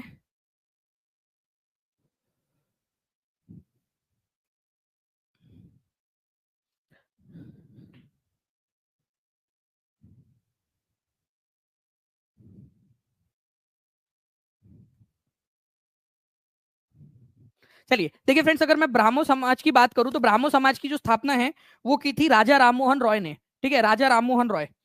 तो एक ही जोड़ी जो है फ्रेंड्स ये लगेंगे आप लोगों की चार के साथ में। कितने लोगों ने लगा दिया एक ही जोड़ी चार के साथ, हाथ ऊपर कर दो जल्दी से पहले। ठीक है, एक ही जोड़ी चार के साथ में, तो एक ही जोड़ी चार के साथ में एक ही जगह पे लगी हुई है, बस भाई खत्म हो गया आंसर। इतना इजी था ये, ऑप्शन एलिमिनेशन की टेक्निक आपकी। ठीक है, अब देखो, लेकिन हम लोग सारा का सारा पढ़ेंगे, ये भी उसी चैप्टर का पार्ट है जो मैंने आप लोगों से प्रॉमिस किया है। अगर आप लोगों में, आप लोग जो है फ्रेंड्स, हर एक बच्चा, यहाँ पर मैं 1800 के करीब बच्चे देख रहे हैं, अगर हर एक बच्चा, ठीक है, मेरे को यहाँ पर मैं स्टैटिस्टिक्स में देखूंगा, अगर हर एक बच्चा एक एक जगह पे भी शेयर कर देता है, मैं आपसे प्रॉमिस करता हूँ कि ये पूरा का पूरा चैप्टर, ठीक है, जिसमें से आपके बहुत सारे क्वेश्चंस आते हैं, केवल सीटेट में नहीं बल्कि आपको आगे तक काम में आएंगे, मैं पूरा चैप्टर आपको पढ़ाऊंगा, पूरा का पूरा चैप्टर। ठीक है, पूरा का पूरा। लेकिन हर एक बच्चे की जिम्मेदारी बनती है कि वो सेशन को लाइक कर दे, चैनल को सब्सक्राइब कर ले, और जहां भी शेयर कर सकता है कम से कम एक एक जगह पे शेयर कर दे। मैं आपको बोल रहा हूँ कि मैं पूरा चैप्टर उसको पढ़ा दूंगा आपको, पूरा खोल के यहाँ पर मैं, और उस पर जितने भी क्वेश्चन बन सकते हैं हर एक क्वेश्चन करा दूंगा आपको। ठीक है, तो यंग बंगाल आंदोलन ये बहुत इंपॉर्टेंट है, ये बीपीएससी टीआरई में भी आया था अभी, यंग बंगाल आंदोलन वाला। ठीक है, हेनरी लुई विवियन डेरोजियो नाम के एक व्यक्ति थे, ठीक है, कलकत्ता में, उन्होंने इसकी स्थापना की थी, यंग बंगाल आंदोलन। यंग बंगाल आंदोलन लिखेंगे सभी लोग, यंग बंगाल आंदोलन, हेनरी लुई विवियन डेरोजियो, इन्होंने इसकी स्थापना की थी, इंपॉर्टेंट पॉइंट है। ठीक है, सभी के सभी बच्चे एक साथ शेयर कर दीजिए जल्दी जल्दी से, और सेशन को लाइक जरूर कर देंगे, और जिन्होंने चैनल को सब्सक्राइब नहीं किया चैनल को सब्सक्राइब जरूर कर लेना है, मैं आपको बोल रहा हूँ कि मैं आपको करवा दूंगा सारा। रामकृष्ण मिशन की स्थापना, वेरी वेरी वेरी इंपॉर्टेंट, ठीक है, स्वामी विवेकानंद जी ने की थी, स्वामी विवेकानंद जी ने। और अलीगढ़ आंदोलन चलाया था सर सैयद अहमद खान ने, सर सैयद अहमद खान, अलीगढ़ आंदोलन, इंपॉर्टेंट पॉइंट है आप लोगों का। ठीक है, अलीगढ़ आंदोलन, सर सैयद अहमद खान। ओके, चलो मैं टीम से रिक्वेस्ट करूंगा कि प्लीज थोड़ी देर बाद जैसे ही हमारे 2000 लाइक यहाँ पर में कंप्लीट हो जाते हैं, क्या करिएगा कि इस सेशन को, इस क्वेश्चन को बिना ऑप्शन के साथ में दे दीजिएगा एक बार। ठीक है, बिना ऑप्शंस के साथ में, थोड़ा सा ऊपर नीचे करके, थोड़ा सा जंबल कर देना, ऊपर नीचे कर देना, इनको और इधर साइड को ऊपर नीचे कर देना, ताकि इनकी प्रैक्टिस हो जाए एक बार। ठीक है, तो B is the correct answer, आप देख सकते हो एग्जाम में आया हुआ क्वेश्चन है। ओके, चलिए, रामकृष्ण मिशन, स्वामी विवेकानंद जी, यंग बंगाल आंदोलन, हेनरी विवियन डेरोजियो, ब्राह्मो समाज, राजा राममोहन रॉय। ठीक है, केशव चंद्र सेन भी ब्राह्मो समाज से जुड़े हुए थे पहले, बाद में उन्होंने अपना एक अलग जो है, उन्होंने ब्राह्मो समाज ऑफ इंडिया नाम से एक अलग बना लिया था, लेकिन केशव चंद्र सेन पहले ब्राह्मो समाज से जुड़े थे, बाद में भारत का ब्राह्मो समाज या ब्राह्मो समाज ऑफ इंडिया उन्होंने बनाया। तो ब्राह्मो समाज की जोड़ी राजा राममोहन रॉय और केशव चंद्र सेन दोनों से लग सकती है, ये याद रखना है। Tattvabodhini Sabha, Devendra Nath Tagore, Theosophical Society, madam Blavatsky और कर्नल ऑलकोट। ठीक है, इंपॉर्टेंट है। चलिए इस क्वेश्चन का आंसर करेंगे आप सभी लोग। देखिए ये क्वेश्चन आप लोगों का ज्योग्राफी का है, 20 दिसंबर 2021 की एग्जाम में पूछा गया। बताइए इस क्वेश्चन का आंसर क्या होगा, जल्दी जल्दी से बताना है आप सभी लोगों ने।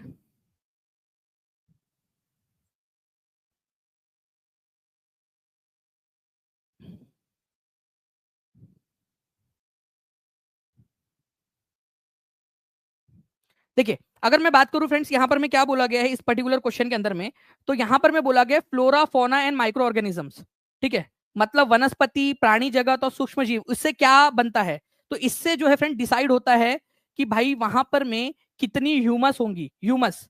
ठीक है, ह्यूमस का मतलब होता है जो सड़े गले जो पदार्थ होते हैं ना वो, जैसे वनस्पति प्राणी जो मर जाते हैं या पत्तियां टूट जाती है, जमीन पे गिर जाती है, सूक्ष्म जीव उसको क्या करेंगे, उसको खाएंगे, सड़ाएंगे, गलाएंगे, उससे जो बच जाता है ना वो बचता है ह्यूमस।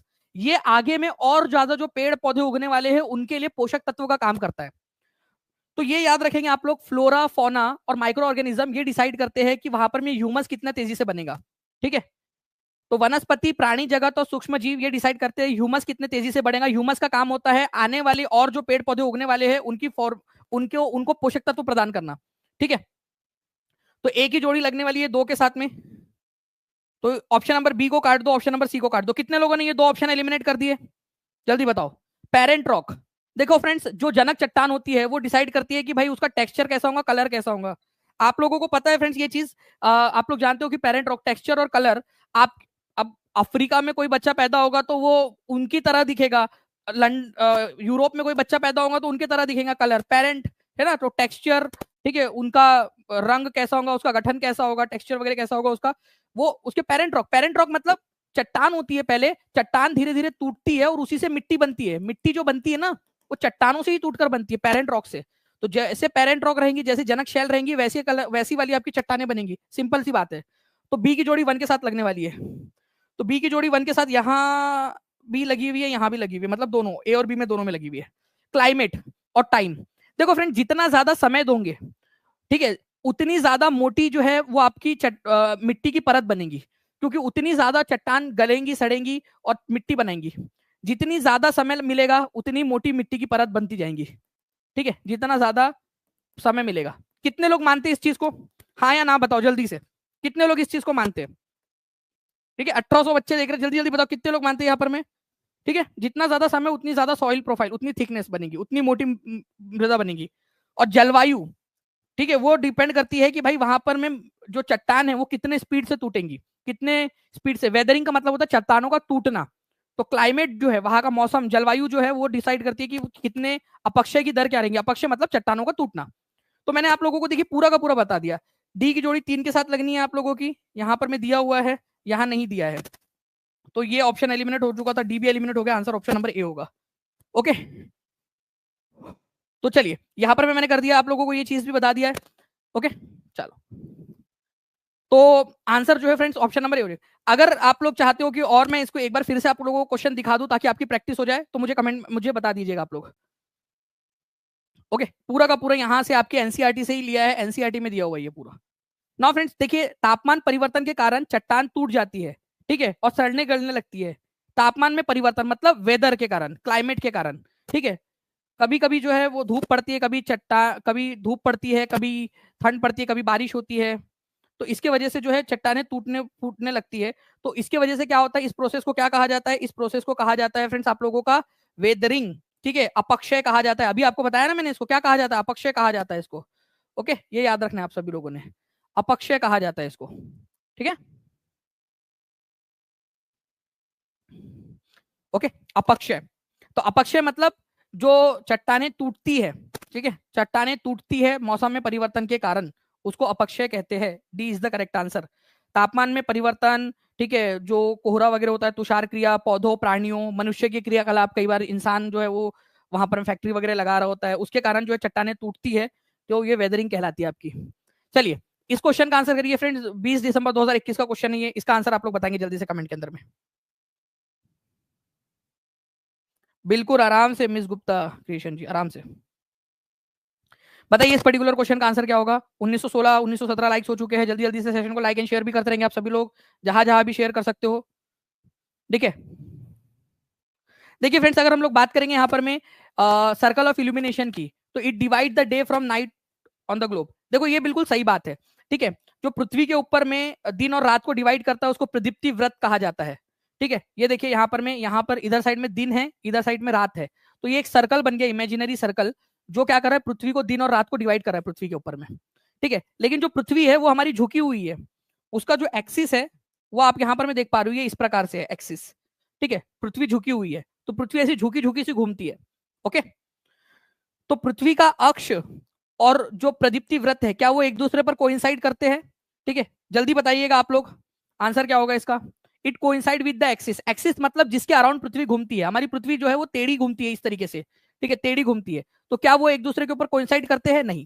प्रदीप्ति व्रत जो है आप लोगों का ऐसा इस तरीके से सीधा होता है, ठीक है, वो आपका जो सर्कल डिवाइड कर रहा है, तो ये कोइंसाइड नहीं करती। तो आंसर क्या हो जाएगा? A is true, B is false.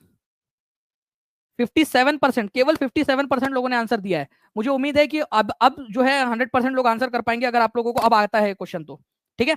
वो कोइंसाइड नहीं करती है, ये याद रखना है आप सभी लोगों ने, इंपॉर्टेंट पॉइंट है, ठीक है। चलिए नेक्स्ट क्वेश्चन की तरफ में आगे बढ़ते हैं फ्रेंड्स। निम्नलिखित में से किसने कथन दिया था मानव जाति के लिए एक जाति एक धर्म एक ईश्वर? अगर सभी बच्चे अपना अपना योगदान यहाँ दे देते हैं तो मैं आपसे प्रॉमिस कर रहा हूँ कि ये जो चैप्टर है आप लोगों का पूरा मैं आप लोगों को करवा दूंगा, ठीक है। जो पूरा आपका कल्चर वाला जो चैप्टर है, वुमेन रिफॉर्म्स वाला चैप्टर है, पूरा का पूरा मानव जाति के लिए एक जाति एक धर्म एक ईश्वर, ओरु जाति ओरु मतम ओरु दैव्यम मनुष्यानु, ठीक है, ये नारा दिया था उन्होंने। बताइए किसका नारा था ये?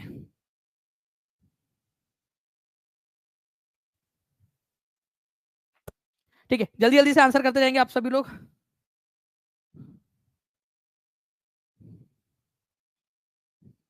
जी, तो ये जो था नारा नारायण गुरु जी का था, ये याद रखना है आप लोगों ने। ये कौन से कास्ट से बिलोंग करते थे नारायण गुरु? ठीक है, ये क्वेश्चन पूछा जा सकता है, श्री नारायण गुरु, ठीक है, केरला से बिलोंग करते थे। केरल में कौन सी? एझावा जाति से, ठीक है। उन्होंने एक नारा दिया था, ओरु जाति ओरु मतम ओरु दैव्यम मनुष्यानु। ये पेड क्लास के अंदर मैंने पढ़ाया भी है, आप लोग बोलोगे तो मैं पूरा का पूरा आप लोगों को करवा दूंगा ये, ठीक है। लेकिन हर बच्चे का मेरे को यहाँ पर में रिस्पॉन्स चाहिए, क्योंकि स्टेटिस्टिक्स के अंदर में पूरा दिखता है, ओके। तो श्री नारायण गुरु जो थे फ्रेंड्स, उन्होंने मानव जाति के लिए एक जाति एक धर्म एक ईश्वर का नारा दिया था उन्होंने, ठीक है, श्री नारायण गुरु ने, ठीक है। कौन सी जाति से बिलोंग करते थे ये एझावा जाति से बिलोंग करते थे, जो लोअर कास्ट मानी जाती है, ठीक है। फिर भी उन्होंने जो है फ्रेंड्स कहा कि भाई हमें क्या करना चाहिए, सारे के सारे ह्यूमन बींग्स के लिए एक ही जाति होनी चाहिए, मानव जाति, ओरु जाति, एक कास्ट एक रिलीजन और एक ही गॉड पूरे ह्यूमन काइंड के लिए। कितना अच्छा विचार है! कितने लोग मानते हैं कि कितना अच्छा विचार है? एक जाति एक एक जो जाति एक रिलीजन एक गॉड और सभी ह्यूमन काइंड के लिए, कितना सुंदर बन जाएगा पूरी दुनिया हमारी, कितनी सुंदर दुनिया हो जाएंगी, सोचो, ठीक है। लड़ाई झगड़ा सब खत्म, ठीक है। तो ओरु जाति ओरु मतम ओरु दिव्यम मनुष्यानु नाम का ये जो नारा था, ये नारायण गुरु ने दिया था, ठीक है।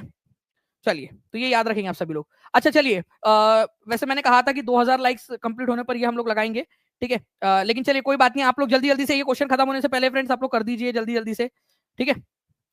टीम ने लगा दिया है तो आप लोग जल्दी से कर दीजिए लाइक्स। ब्राह्मो समाज की जोड़ी किसके साथ लगेंगी? यंग बंगाल की, रामकृष्ण मिशन की, अलीगढ़ मूवमेंट की? बिना ऑप्शन के लगाना है आप लोगों ने, अब बिना ऑप्शन के। और ये बहुत इंपॉर्टेंट क्वेश्चन है, ठीक है। देखो ब्राह्मो समाज की जो जोड़ी है फ्रेंड्स, वो किसके साथ लगने वाली है? 4 के साथ। राजा राम मोहन रॉय ने इसकी स्थापना की थी, ब्राह्मो समाज की, ठीक है। यंग बंगाल मूवमेंट, ये Henry Louis Vivian Derozio, Henry Derozio भी बोला जाता है उनको, ठीक है, हेनरी डिरोजियो, ठीक है। यंग बंगाल आंदोलन, तो इसकी जोड़ी 2 के साथ लगेंगी। पूरा का पूरा चैप्टर, ठीक है, मैं करवा दूंगा आप लोगों को, ठीक है। सी की जोड़ी जो है फ्रेंड्स 12 लाइक्स दूर है, हम लोग कर पाएंगे इस क्वेश्चन के खत्म होने से पहले? रामकृष्ण मिशन स्वामी विवेकानंद जी 1 के साथ लगेंगी। और डी की जो जोड़ी है आप लोगों की, सर सैयद अहमद खान, अलीगढ़ आंदोलन उन्होंने चलाया था, अलीगढ़, ठीक है, अलीगढ़ आंदोलन। तो डी की जोड़ी जो है लगेंगी फ्रेंड्स आपकी 2, डी की जोड़ी। अच्छा यहाँ पर बी की जोड़ी जो है आप लोगों की लगेंगी, ये 2 बार आ गया है, 3 है ये, ठीक है, ये याद रखना है, ये 3 है, ठीक है, 3 है वो, ओके। और जो डी की जोड़ी है वो 2 के साथ लगेंगी, थोड़ा सा एडजस्टमेंट कर लेना उसके अंदर में आप लोग। अब बताइए कितने लोगों का आंसर सही हुआ है? 4 3 1 2, कितने लोगों ने सही लगाया? हाथ ऊपर कर दीजिए। 4 3 1 2, और कॉन्ग्रेचुलेशन, इस क्वेश्चन के खत्म होते होते आपने 2000 पार करवा दिया है लाइक्स को। चलिए गुड, मतलब आप लोगों ने आपका प्रॉमिस रख लिया। अब जितने बच्चों ने रखा है उनको पता होगा, ठीक है, कि कौन कौन है जो ईमानदारी से अपना अपना कॉन्ट्रीब्यूशन दे रहा है, ओके। चलिए, तो ये आप लोगों का एक पॉइंट हो गया फ्रेंड्स। आगे में बढ़ते हम लोग। बेसाल्ट चट्टानों से बना भारत का दक्कन का पठार चट्टानों के निम्नलिखित में से किस श्रेणी में आता है? देखो ये जो बेसाल्ट, ये जो है ना दक्कन का पठार, इसमें कौन सी वाली चट्टान है, ये आप लोगों का क्वेश्चन बन गया। भारत का दक्कन का पठार जो है कौन सी चट्टानों से बना है, आपका 1 नंबर का क्वेश्चन ये बन गया। चलो 1 नंबर यहां मिल गया आप लोगों को, ठीक है। दक्कन का पठार कौन से चट्टानों से बना है, तो दक्कन का पठार जो है फ्रेंड्स आप लोगों ने याद रखना है बेसाल्ट चट्टानों से बना है। बेसाल्ट की चट्टानें कौन सी वाली चट्टानों का एग्जाम्पल है, तो ये एक्सट्रूसिव इग्नियस रॉक। देखो सबसे पहले जो चट्टानें बनती है वो बनती है इग्नियस रॉक, आग्नेय चट्टानें। वो 2 प्रकार की होती है, आग्नेय चट्टानें 2 प्रकार की होती है। अगर वो बाहर आकर ठंडी हुई है तो उसको बोलते हैं एक्सट्रूसिव, बहिर्भेदी। और अगर मान लो वो अंदर के अंदर में ही, मतलब जमीन के अंदर में ही वो निकली और ठंडी हो गई चट्टानें, जमीन के अंदर में ही ठंडी हो गई, ठीक है, तो उसको बोला जाता है अंतर्भेदी आग्नेय चट्टानें, इंट्रूसिव रॉक। अभी जो दक्कन का पठार पे जो चट्टानें पाई जाती है बेसाल्ट रॉक, वो एक्सट्रूसिव टाइप की है, बाहर निकलकर ठंडी हुई थी वो लाखों साल पहले, इसी वजह से वो बहिर्भेदी आग्नेय चट्टानें हैं। 3 क्वेश्चन इसमें क्लियर हो गए, ठीक है। पहला बेसाल्ट दक्कन का पठार जो है फ्रेंड्स वो कौन सी चट्टानों से बना है, बताओ जल्दी से, आप लोग आंसर करेंगे। मैं जो सवाल पूछ रहा हूँ उसके आंसर करो जल्दी से कमेंट में, एक्टिविटी करते रहेंगे तो ज्यादा फायदे में रहोगे। भारत का दक्कन का पठार बेसाल्ट की चट्टानों से बना है। फिर बेसाल्ट चट्टान जो है फ्रेंड्स आपकी कौन सी वाली चट्टान का एग्जाम्पल है, इग्नियस रॉक का एग्जाम्पल है। इग्नियस में भी, इग्नियस मतलब प्राथमिक चट्टान है, आग्नेय चट्टान है जो सबसे पहले बनती है। इग्नियस में भी कौन सी टाइप का है, एक्सट्रूसिव या इग्निसिव, इंट्रूसिव, बहिर्भेदी या अंतर्भेदी। बाहर आकर ठंडा हुआ था तो एक्सट्रूसिव है, ये याद रखना है, लाखों साल पहले, ठीक है। चलिए देखिए, जितने भी बच्चों ने कमेंट के अंदर में यहाँ पर मैं आंसर कर दिया है, कमेंट के अंदर में जो है अपना अपना योगदान दिया है, वो लोग आगे बढ़ रहे हैं, कंटिन्यूसली आगे बढ़ते जा रहे हैं वो लोग, ठीक है, क्योंकि उनकी जो अंडरस्टैंडिंग है वो डेवलप होती जा रही है और ज्यादा। सी इज द करेक्ट आंसर, ठीक है। यहाँ पर मैं आप देख सकते हो फ्रेंड्स, अगर ये अंदर में ही भ्रूण हत्या हो गई इसकी, ये देखिए आप लोग, अंदर में ही ठंडा हो गया, ये अंदर में ही ठंडा हो गया ये, तो ये होगा इंट्रूसिव, अंतर्भेदी आग्नेय चट्टाने। अंतर्भेदी आग्नेय चट्टाने का एग्जाम्पल दूंगे एक, या आप लोग देने वाले हो, जल्दी बताओ। और देखो अगर बाहर आकर ठंडा हुआ, तो बाहर आकर ठंडा हुआ तो इसको एक्सट्रूसिव बोलेंगे। जो बेसाल्ट था बाहर आकर ठंडा हुआ था तो एक्सट्रूसिव इग्नियस रॉक, और अंदर में ही ठंडा हो गया, देखिए अंदर में ही, ठीक है, ये हो गया आप लोगों का। अच्छा मुझे बताओ कि जल्दी से इंट्रूसिव का एक एग्जांपल दो आप लोग। वेरी गुड, जितने भी पेड़ बच्चे वो तो बहुत आसानी से दे पाएंगे, क्योंकि ग्रेनाइट मैंने आपको बताया भी था, और वो एक इमेज भी लगाया था मैंने, वो चक्की वाली जिससे चक्की बनती है, ग्रेनाइट। तो ग्रेनाइट जो है फ्रेंड्स आप लोगों का ये याद रखना है आप लोगों ने, ये इंट्रूसिव इग्नियस रॉक का एग्जाम्पल है, ठीक है। चलिए ज्योति रॉय को भी सक्सेस किट मिल गई है, चलिए। अच्छा पोस्ट ऑफिस से जाके खुद ने लेकर आए, चलो अच्छी अच्छी बात है, ठीक है। अगर आपको फोन भी आ जाए वहां से तो लेकर आ जाना अपना वाला खुद का। चलिए नाउ फ्रेंड्स मैं बता दूं आपको, देखिए जितने भी बच्चे हैं, जिन बच्चों ने फॉर्म नहीं भरा है अभी भी, ठीक है, 30 डेज वाला वो फॉर्म भर देंगे यहाँ पर, मैं आप लोगों को मैं बता दूं, ठीक है। आप लोगों का देखिए ये आपका सेशन है, ठीक है, इस सेशन के अंदर में आप लोग जाते हो अंदर में, ठीक है, आपके डिस्क्रिप्शन के अंदर में यहाँ पर मैं एक फॉर्म की लिंक दी गई है, ठीक है। यहाँ पर मैं देखिए 30 day crash course for December, ठीक है, ये वाला फॉर्म ऊपर वाला, इस फॉर्म को भर देना है आप लोगों ने, ठीक है, ये फॉर्म भर देना है आपने आराम से। आप जो है फ्रेंड्स आपको ऐड कर दिया जाएगा उसके अंदर में, और सभी लोगों ने जो सब्सक्राइब कर चुके होंगे, ठीक है, चैनल को सब्सक्राइब कर चुके होंगे और फॉर्म भर दिया होगा, वो लोगों को कल से आपको मिल जाएंगी, जो टेस्ट है आप लोगों को आपके एप्लीकेशन के ऊपर में मिल जाएंगी। तो सभी लोग चैनल को सब्सक्राइब जरूर कर लेंगे। नेक्स्ट क्वेश्चन की तरफ में आगे बढ़ते हैं हम लोग। पृथ्वी को जियोइड के रूप में वर्णित किया गया, पृथ्वी का शेप जो है वो जियोइड है, क्यों है जियोइड भाई, पृथ्वी का शेप जियोइड नाम से है तो क्यों है इसका नाम जियोइड। सक्सेस किट कहाँ से मिलेगा सर, सक्सेस किट देखिए हमने एक फॉर्म भरा था जितने भी बच्चे थे स्टार्टिंग से जुड़े हुए, ठीक है। शुभम मिश्रा जी बिल्कुल, मैं पेडागोजी वाला वो मैं टीम से रिक्वेस्ट करूंगा कि वो स्लाइड एक बार प्लीज से लगा दीजिए जिसमें सारे सब्जेक्ट की पेडागोजी हम पढ़ने वाले हैं, ठीक है, परसों के दिन। तो पृथ्वी को जियोइड के रूप में वर्णित क्यों किया गया है, पृथ्वी से कहीं से भी मतलब उत्तर चुनना है। पृथ्वी slightly flatten at the poles, पृथ्वी ज्यादा गर्म या जो है आप लोगों की ठंडी नहीं है इस वजह से नहीं, ये गलत है। देखो पृथ्वी को जियोइड इसलिए कहा गया है कि ये पृथ्वी है मान लो, तो यहाँ से ना थोड़ी चपटी है पोल के पास से, ठीक है, ये भाग गई पृथ्वी चपटी, शर्मा के भाग गई चपटी बोला तो उसको, ठीक है। यहाँ से देखिए यहाँ पर मैं पोल के पास में थोड़ी सी चपटी है, ये याद रखना है आप लोगों ने, और यहाँ पर मैं थोड़ी उभरी हुई है, इसी वजह से इसको जियोइड कहा गया है। क्या कहा गया है इसको, जियोइड। तो अर्थ जो है वो कहां पर में फ्लैटेंड है, बीच में से या पोल के पास में, तो ये पोल जो है नॉर्थ पोल और साउथ पोल, नॉर्थ पोल और साउथ पोल जो है फ्रेंड्स यहाँ पर में फ्लैट है, ये याद रखना है आप लोगों ने, नॉर्थ पोल और साउथ पोल के पास में चपटी है पृथ्वी, okay. Thank you very much Archana Yadav ji. तो यहाँ पर में ये याद रखना है चपटी कहां पर में है, पोल्स के पास में, और बीच में से उभरी हुई है, मोटी है, ठीक है, ऐसी उभरी हुई, इसी वजह से इसको एक स्पेशल नाम दिया गया इसके शेप को जियोइड, ठीक है, तो पृथ्वी के शेप का नाम क्या है? जियोइड। इसको हिंदी में भू आब कहा जाता है, भू आब। जियोइड के शेप को हिंदी में क्या कहते हैं? भू आब। ये याद रखना है आप लोगों ने। ओके, तो आंसर इसका ऑप्शन नंबर ए हो जाएगा। ठीक है, पृथ्वी थोड़ी सी चपटी है पोल के पास में और बीच में से उभरी हुई है, इसीलिए जियोइड या भू आब कहते हैं इसको। ओके, तो ये आप लोग याद रखोगे फ्रेंड्स, इंपॉर्टेंट पॉइंट है, एग्जाम के अंदर में आप लोगों से पूछा जा सकता है। मैं आगे बढ़ने से पहले फ्रेंड्स आप लोगों को बता दूं कि आप लोगों की आपको पता है कुछ ऐसे टॉपिक्स है जो हर पेडागोजी में पूछे जाते हैं। कितने लोग मानते हैं इस चीज को? अगर वो टॉपिक्स को अच्छे से कर लिया जाए, उनके सारे क्वेश्चंस मैं करवा दूंगा, चाहे वो हिंदी पेडागोजी हो, चाहे इंग्लिश पेडागोजी हो, चाहे एसएसटी पेडागोजी हो, चाहे वो ईवीएस पेडागोजी हो आप लोगों की, चाहे वो मैथ्स पेडागोजी हो। हर पेडागोजी के अंदर में कुछ टॉपिक्स ऐसे हैं जो सब में कॉमन है, और हर पेडागोजी के अंदर में आप लोगों के 8-10 नंबर जो है वो बढ़ा देते हैं। तो टोटल 30-40 नंबर आप लोगों के बढ़ जाएंगे उसके अंदर में, एक ही साथ में। ठीक है, अगर आपने वो कंसेप्ट अच्छे से पढ़ लिए तो। ठीक है, तो अगर आप चाहते हो, ठीक है, इससे जुड़ना, तो मैं आपको बता दूं आप लोग कैसे कर सकते हो। मैं परसों के दिन ये लेक्चर लेने वाला हूँ, ये लेक्चर लगा हुआ है। आप लोगों को क्या करना है, ठीक है, अभी के अभी आप लोग जाओगे इस लेक्चर के बाद में, ठीक है, उस सेशन के ऊपर में, ठीक है, और उसको लाइक करके, ठीक है, उसमें नोटिफाई मी का बटन दबा दोगे आप लोग। ठीक है, अपकमिंग सेशंस में आप लोगों ने जाना है। ठीक है, अपकमिंग सेशंस के अंदर में आप लोगों को दिख जाएगा वो, ये देखिए ये सेशन है आप लोगों का, इसमें जाना है आप लोगों ने। ठीक है, और यहां पर मैं जाकर क्या करूंगे, आप इस सेशन को लाइक कर दोगे। ठीक है, इस सेशन को जो है वो लाइक कर दोगे आप। ओके, और इस सेशन के ऊपर में यहाँ पर में नोटिफाई मी का बटन आता है, वो नोटिफाई मी का बटन जो है वो भी दबा दोगे आप। नोटिफाई मी का बटन वो आता है बीच के ऊपर में, नोटिफाई मी का बटन वो भी दबा देना आप लोगों ने। उससे क्या होगा, आपको तुरंत नोटिफिकेशन जो है मिल जाएगा जैसे ही सेशन स्टार्ट होगा। ओके, तो ये दो चीजें आप लोगों ने कर लेनी है आज इस सेशन के तुरंत बाद में। नाउ फ्रेंड्स देखिए ये क्वेश्चन है आप लोगों का। ठीक है, एम्फोरा वॉज, ठीक है, एम्फोरा वॉज, एम्फोरा क्या था? एम्फोरा क्या था ये जल्दी बता देंगे आप लोग। ठीक है, एम्फोरा जो है फ्रेंड्स एक टॉल डबल हैंडल जार था, एम्फोरा। ये डायरेक्टली याद रखेंगे आप सभी लोग, एम्फोरा। एम्फोरा क्या था? ठीक है, एम्फोरा एक लंबा दोनों हाथ लगा वाला जार था, जिसके अंदर में क्या रखते थे ये लोग? या तो वाइन रखते थे, शराब रखते थे, ठीक है, या फिर इसके ऊपर में तेल रखते थे। ठीक है, वाइन या ऑयल रखने के काम आता था ये, डबल हैंडेड। रोमन और ग्रीक लोग इसके अंदर में, ग्रीक्स एंड रोमन्स इसमें क्या रखते थे? वाइन और ऑयल रखते थे इसके अंदर में, एम्फोरा जार के अंदर में। वैसे जो है फ्रेंड्स एक इसके अंदर में एक बहुत ही सुंदर सा मतलब एक गाना भी बना था ना, नशा शराब में होता तो नाचती बोतल, मैं कहते झूमते पैमाने में होती हलचल। मतलब नशा जो है वो शराब के अंदर होता ही नहीं है। अगर शराब में नशा होता तो ये बॉटल भी हिलती डुलती। ठीक है, और जो मैकदा है आप लोगों का, मतलब कि जो शराब खाना है वो भी नाचता झूमता।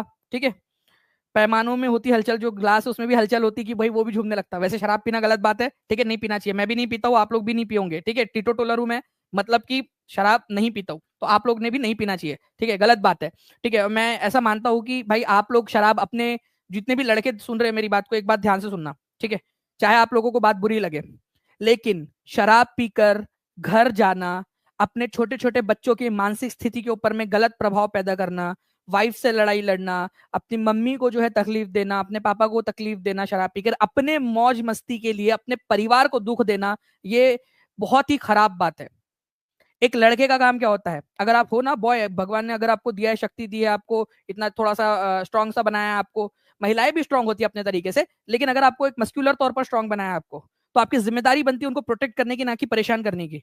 ठीक है, तो शराब पीकर अपने घर वालों को तकलीफ देना, बीवी बच्चों को तकलीफ देना, अपने परिवार को तकलीफ देना, ये खराब बात है। ठीक है, अपने मौज मस्ती के लिए, अपने शौक पाने के लिए, तो नहीं करना चाहिए। ठीक है, क्योंकि एक जो बच्चा होता है ना, उस पर क्या प्रभाव पड़ता है। ठीक है, आप सोचिए, एक जो महिला है जो आपके लिए अपना घर छोड़कर आई है, अगर आप उसको ऐसे करोगे, उसको शराब पीकर उसको परेशान करोगे, तो क्या प्रभाव पड़ सकता है आप ये सोचिए। ठीक है, अच्छे से रहिए। ठीक है, शराब उराब पीने में क्या रखोगे इसके अंदर में। चलिए आगे बढ़ते हैं हम लोग फ्रेंड्स। यहाँ पर में अल इदरीसी कौन था ये बताना है आप लोगों ने। ठीक है, एनसीईआरटी में दिया हुआ है अल इदरीसी के बारे में। अल इदरीसी कौन था? तो अल इदरीसी जो है फ्रेंड्स, ये याद रखना है आप सभी लोगों ने, एक जियोग्राफर था। ठीक है, भूगोलवेत्ता था। अल इदरीसी से रिलेटेड एक क्वेश्चन है, अभी आगे में मैं आपको बताऊंगा। ठीक है, देखिए अल इदरीसी, ठीक है, ये कौन सा जियोग्राफर था, कौन से देश का? अरब जियोग्राफर था, ये याद रखेंगे आप सभी लोग। ठीक है, एक बार सेशन को लाइक एंड शेयर भी करते रहो यार, सभी के सभी बच्चे जितने भी लोग देख रहे हैं। ठीक है, जहां भी शेयर कर सकते हो शेयर कर देंगे सेशन को जल्दी से। ठीक है, देखिए अगर मैं बात करूं अरब कहाँ का था, अरब जियोग्राफर था, इसने वर्ल्ड मैप बनाया था। ठीक है, 1154 सीई के अंदर में, लेकिन इसने उल्टा बना दिया मैप। इसने क्या किया, साउथ इंडिया को टॉप पे दिखा दिया, और श्रीलंका को भी टॉप पे दिखा दिया, और नॉर्थ इंडिया को साउथ में दिखा दिया उसने। ठीक है, उसने अरबी भाषा में भारत के कई सारे शहरों के नाम भी लिखे, जैसे कि कन्नौज का, कन्नौज उसने लिखा है, ठीक है, इस तरीके से। तो अरबी भाषा में उसने मैप बनाया, देखो साउथ इंडिया को ऊपर में दिखाया, श्रीलंका को भी ऊपर में दिखा दिया और नॉर्थ को नीचे में दिखा दिया, उल्टा बना दिया इसने अल इदरीसी ने। तो अरब ज्योग्राफर था ये, ठीक है, अरब का था, ठीक है, फारसी या इंडियन वगैरह नहीं था, अरब था।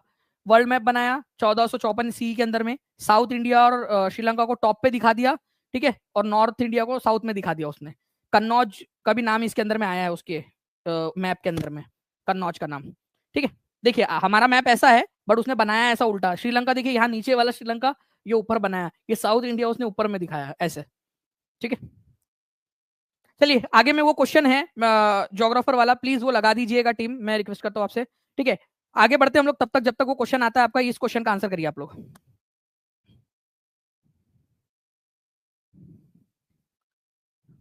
जल्दी बताइए। उसने सर उसने गलत बताया था, तो अभी सिलेबस में क्यों है?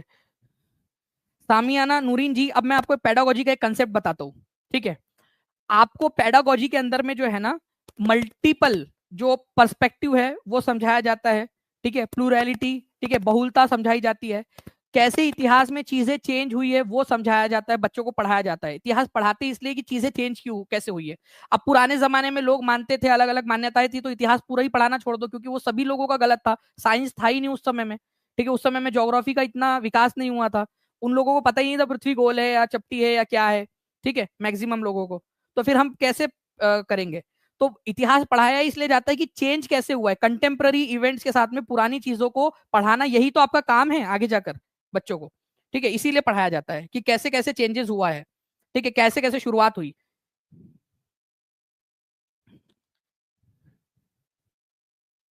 चले मोहित पाठक जी को भी सक्सेस किट मिल गई, जितने भी बच्चों को मिल गई सक्सेस किट वो वीडियो जरूर भेज देंगे टीचिंग परीक्षा के। बंजारे जो है फ्रेंड्स एक इंपॉर्टेंट ट्रेडर नोमैड्स थे, मतलब खाना बदोश का मतलब होता है घुमंतु लोग, जो एक जगह से दूसरी जगह से तीसरी जगह घूमते रहते हैं। आपको पता है ना, आप लोगों ने रोड पर या कहीं पे ऐसे देखा होगा, पूरा उनका काफिला जाता है, ठीक है, उनका एक जगह से दूसरी जगह घूमते रहते हैं वो लोग, ठीक है, अपने सामान और अपने जानवरों को लेकर।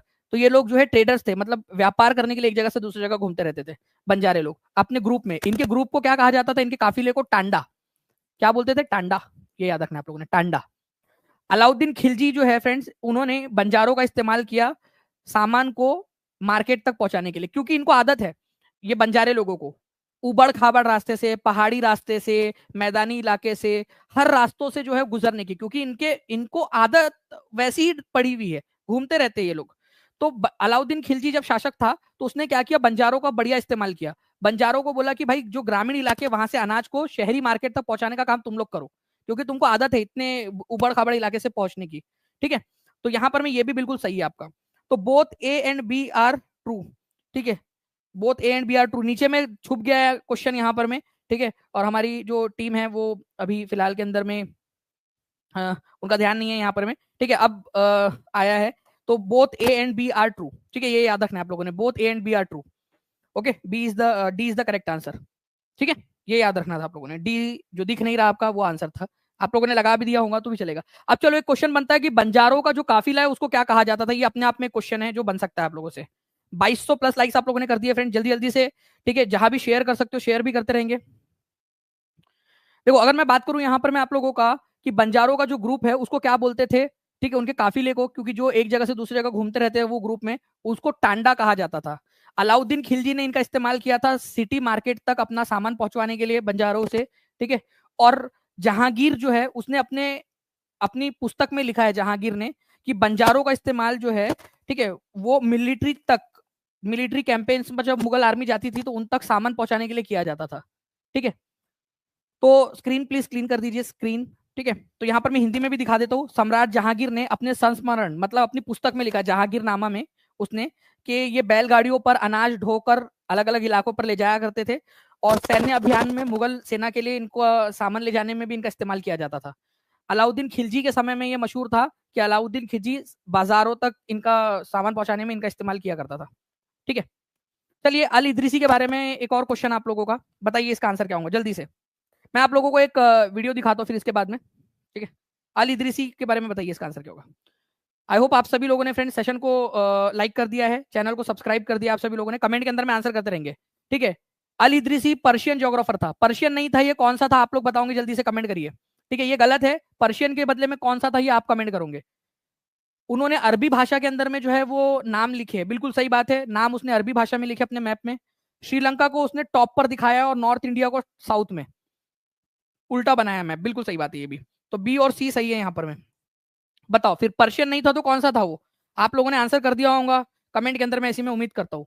तो अरेबिक था ये, अरब जोग्राफर था ये, अरब जोग्राफर। अभी आपको थोड़ी देर पहले दिखाया भी था मैंने, है ना, कि अरब जोग्राफर था ये। चलिए, तो ये अरब भूगोलवेत्ता था, ठीक है। उसने भारत के कौन से शहर का नाम जो है एनसीईआरटी में मेंशन्ड है, ठीक है, कन्नौज भी उसमें दिखाया उसने, ठीक है, ये याद रखना। अरबी भाषा में लिखा है उसने, श्रीलंका को और साउथ इंडिया को टॉप पे दिखाया है। 1154 सीई में उसने मैप बनाया था, वर्ल्ड मैप बनाने की कोशिश की थी। मैं आपको एक वीडियो दिखाता हूँ फ्रेंड्स, देखिए टीचिंग परीक्षा अपना प्रॉमिस हमेशा रखता है, ठीक है, टीचिंग परीक्षा। मैं आपको एक वीडियो दिखाता हूँ, इस वीडियो को आप लोग देखिए।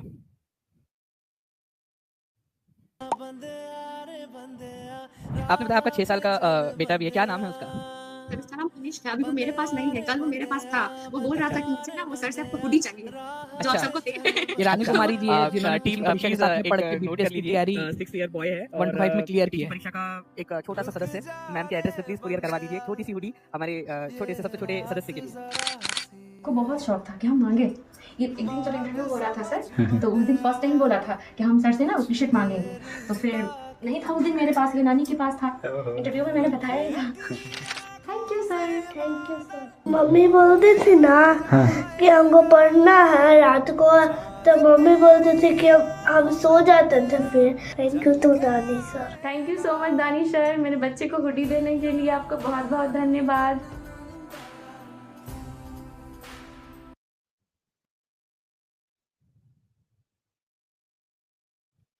जी, तो टीचिंग परीक्षा ने जो प्रॉमिस किया वो निभाया भी टीचिंग परीक्षा ने, ठीक है। तो ऐसे ही आगे में भी टीचिंग परीक्षा जो है अपने प्रोमिसेस को जो आप लोगों से किया है, समाज से किया है, हर चीज को वैसे ही करेगा और अपने लक्ष्य की तरफ में जो एक हमें एक एजुकेटेड सोसाइटी बनानी है उसके तरफ में आगे बढ़ता रहेगा, आप लोगों को मोटिवेट भी करता रहेगा, ठीक है। चलिए, तो ये आपका हो गया फ्रेंड्स। नेक्स्ट क्वेश्चन आप लोगों का देखिए, more than 75% of population of the world lives in, ठीक है, 75%, मतलब कि 3/4 आप लोगों की जो पॉपुलेशन है, ठीक है, वो कहां पर में रहती है? 3/4, ओके, 3/4 पॉपुलेशन, लगभग 75%, ठीक है। तो आप लोगों की जो है फ्रेंड्स ये कहां पर में रहती है? एशिया और अफ्रीका के अंदर में। केवल 2 महाद्वीप को अगर मिला देना तो पूरे दुनिया की 75% के करीब आबादी यहीं पे रहती है आपकी, ठीक है, ओके। तो ये भी आप लोगों का इंपॉर्टेंट क्वेश्चन बन जाता है, एनसीईआरटी में ज्योग्राफी में दिया हुआ है ये, ओके, ये याद रखेंगे आप सभी लोग, ओके। इंपॉर्टेंट पॉइंट है, एग्जाम के अंदर में पूछ सकते हैं, तो प्लीज इस पर्टिकुलर पॉइंट को याद रखिएगा आप सभी के सभी लोग।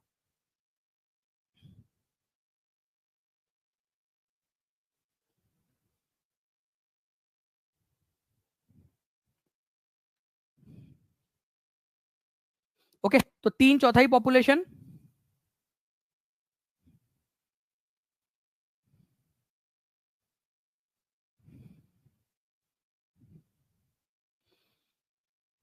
चलिए, निम्नलिखित में से किस दिल्ली के सुल्तान की प्रशंसा में एक संस्कृत प्रशस्ति पाई गई है? बताइए इसका आंसर क्या होगा।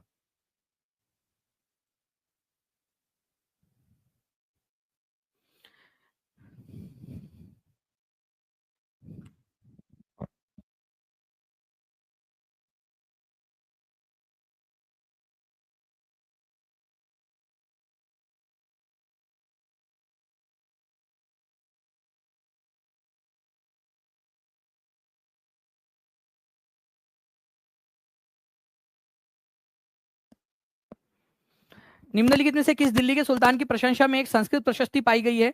तो देखिए, दिल्ली के अंदर में कई सारे सुल्तान हुए हैं, उनमें से जो है फ्रेंड्स यहाँ पर में एक सुल्तान हुए हैं जिनका नाम था बलबन, ठीक है। तो दिल्ली में एक प्रशस्ति मिली है, मतलब एक पत्थर मिला है हमको, ठीक है, उस प्रशस्ति के अंदर में संस्कृत भाषा में उनकी तारीफ की गई है, संस्कृत भाषा में, मतलब दिल्ली सुल्तान की तारीफ संस्कृत भाषा में की गई है। तो क्या तारीफ की गई है? एनसीईआरटी में दिया हुआ है, ध्यान से समझिए आप लोग। दिल्ली सुल्तान जो था, उनके जो सुल्तान थे बलबन, उनके बारे में बताया गया कि उनका शासन बहुत ही बड़ा था, ठीक है। बंगाल मतलब गौड़ा राज्य से लेकर, गौड़ा मतलब, ठीक है, गौड़ा अभी बंगाल बोलते, पहले उसको गौड़ साम्राज्य बोला जाता था, गौड़ा, ठीक है, वहां से लेकर, ठीक है, यहाँ पर में ईस्ट में गजनी तक, जो अफगानिस्तान है वहां तक फैला हुआ था इनका शासन, ठीक है। और यहाँ पर में जो है पूरा साउथ इंडिया तक उनका शासन फैला हुआ था, ऐसा बोल रहे हैं यहाँ पर में इस तरीके से, जबकि ये बात गलत है कि सबसे पहले साउथ इंडिया में हमला किसके समय में हुआ था, ये भी क्वेश्चन बनता है एग्जाम के अंदर में। मैं रिक्वेस्ट करूंगा टीम से कि अगर पॉसिबल हो तो वो क्वेश्चन भी लगा दिया जाए कि साउथ इंडिया के अंदर में पहली बार हमला किसके समय काल के अंदर में हुआ था। ठीक है, तो वो हुआ था आपका, ठीक है, अलाउद्दीन खिलजी के समय में। बलबन उससे पहले का है, तो बलबन के समय में साउथ इंडिया हो ही नहीं सकता, वो तो लिखने के लिए उन्होंने लिख दिया यहाँ पर में। ठीक है, उनकी प्रशस्ति में लिखा ही जाता है, जनरली बड़ा चढ़ा के तारीफ लिख दी जाती है उसके अंदर में। ठीक है, जिधर मिले बेस्ट शिक्षा वह एकमात्र है टीचिंग परीक्षा। क्या बात है, रेहान शेख ने एक क्या लाइन बनाई है, बढ़िया। जिधर मिले बेस्ट शिक्षा वो है एकमात्र टीचिंग परीक्षा, बहुत बढ़िया रेहान। ठीक है, तो बंगाल से लेकर उनकी उनकी जो है प्रशस्ति के अनुसार क्या है, ठीक है, वो सही है गलत है वो एक अलग मैटर है। बंगाल से लेकर, ठीक है, आपके गजनी तक अफगानिस्तान में, और पूरा साउथ इंडिया। जबकि एक्चुअल में बात यह है कि साउथ इंडिया में पहली बार हमला किसके समय में हुआ था, अलाउद्दीन खिलजी के समय में हुआ था। चलिए इस क्वेश्चन को देख लीजिए आप लोग, ये भी क्वेश्चन इंपॉर्टेंट एग्जाम में पूछा जा सकता है। चलिए देखिए, रेहान शेख जी का आ चुका है यहाँ पर में कमेंट, जिधर मिले बेस्ट शिक्षा वह है एकमात्र टीचिंग परीक्षा।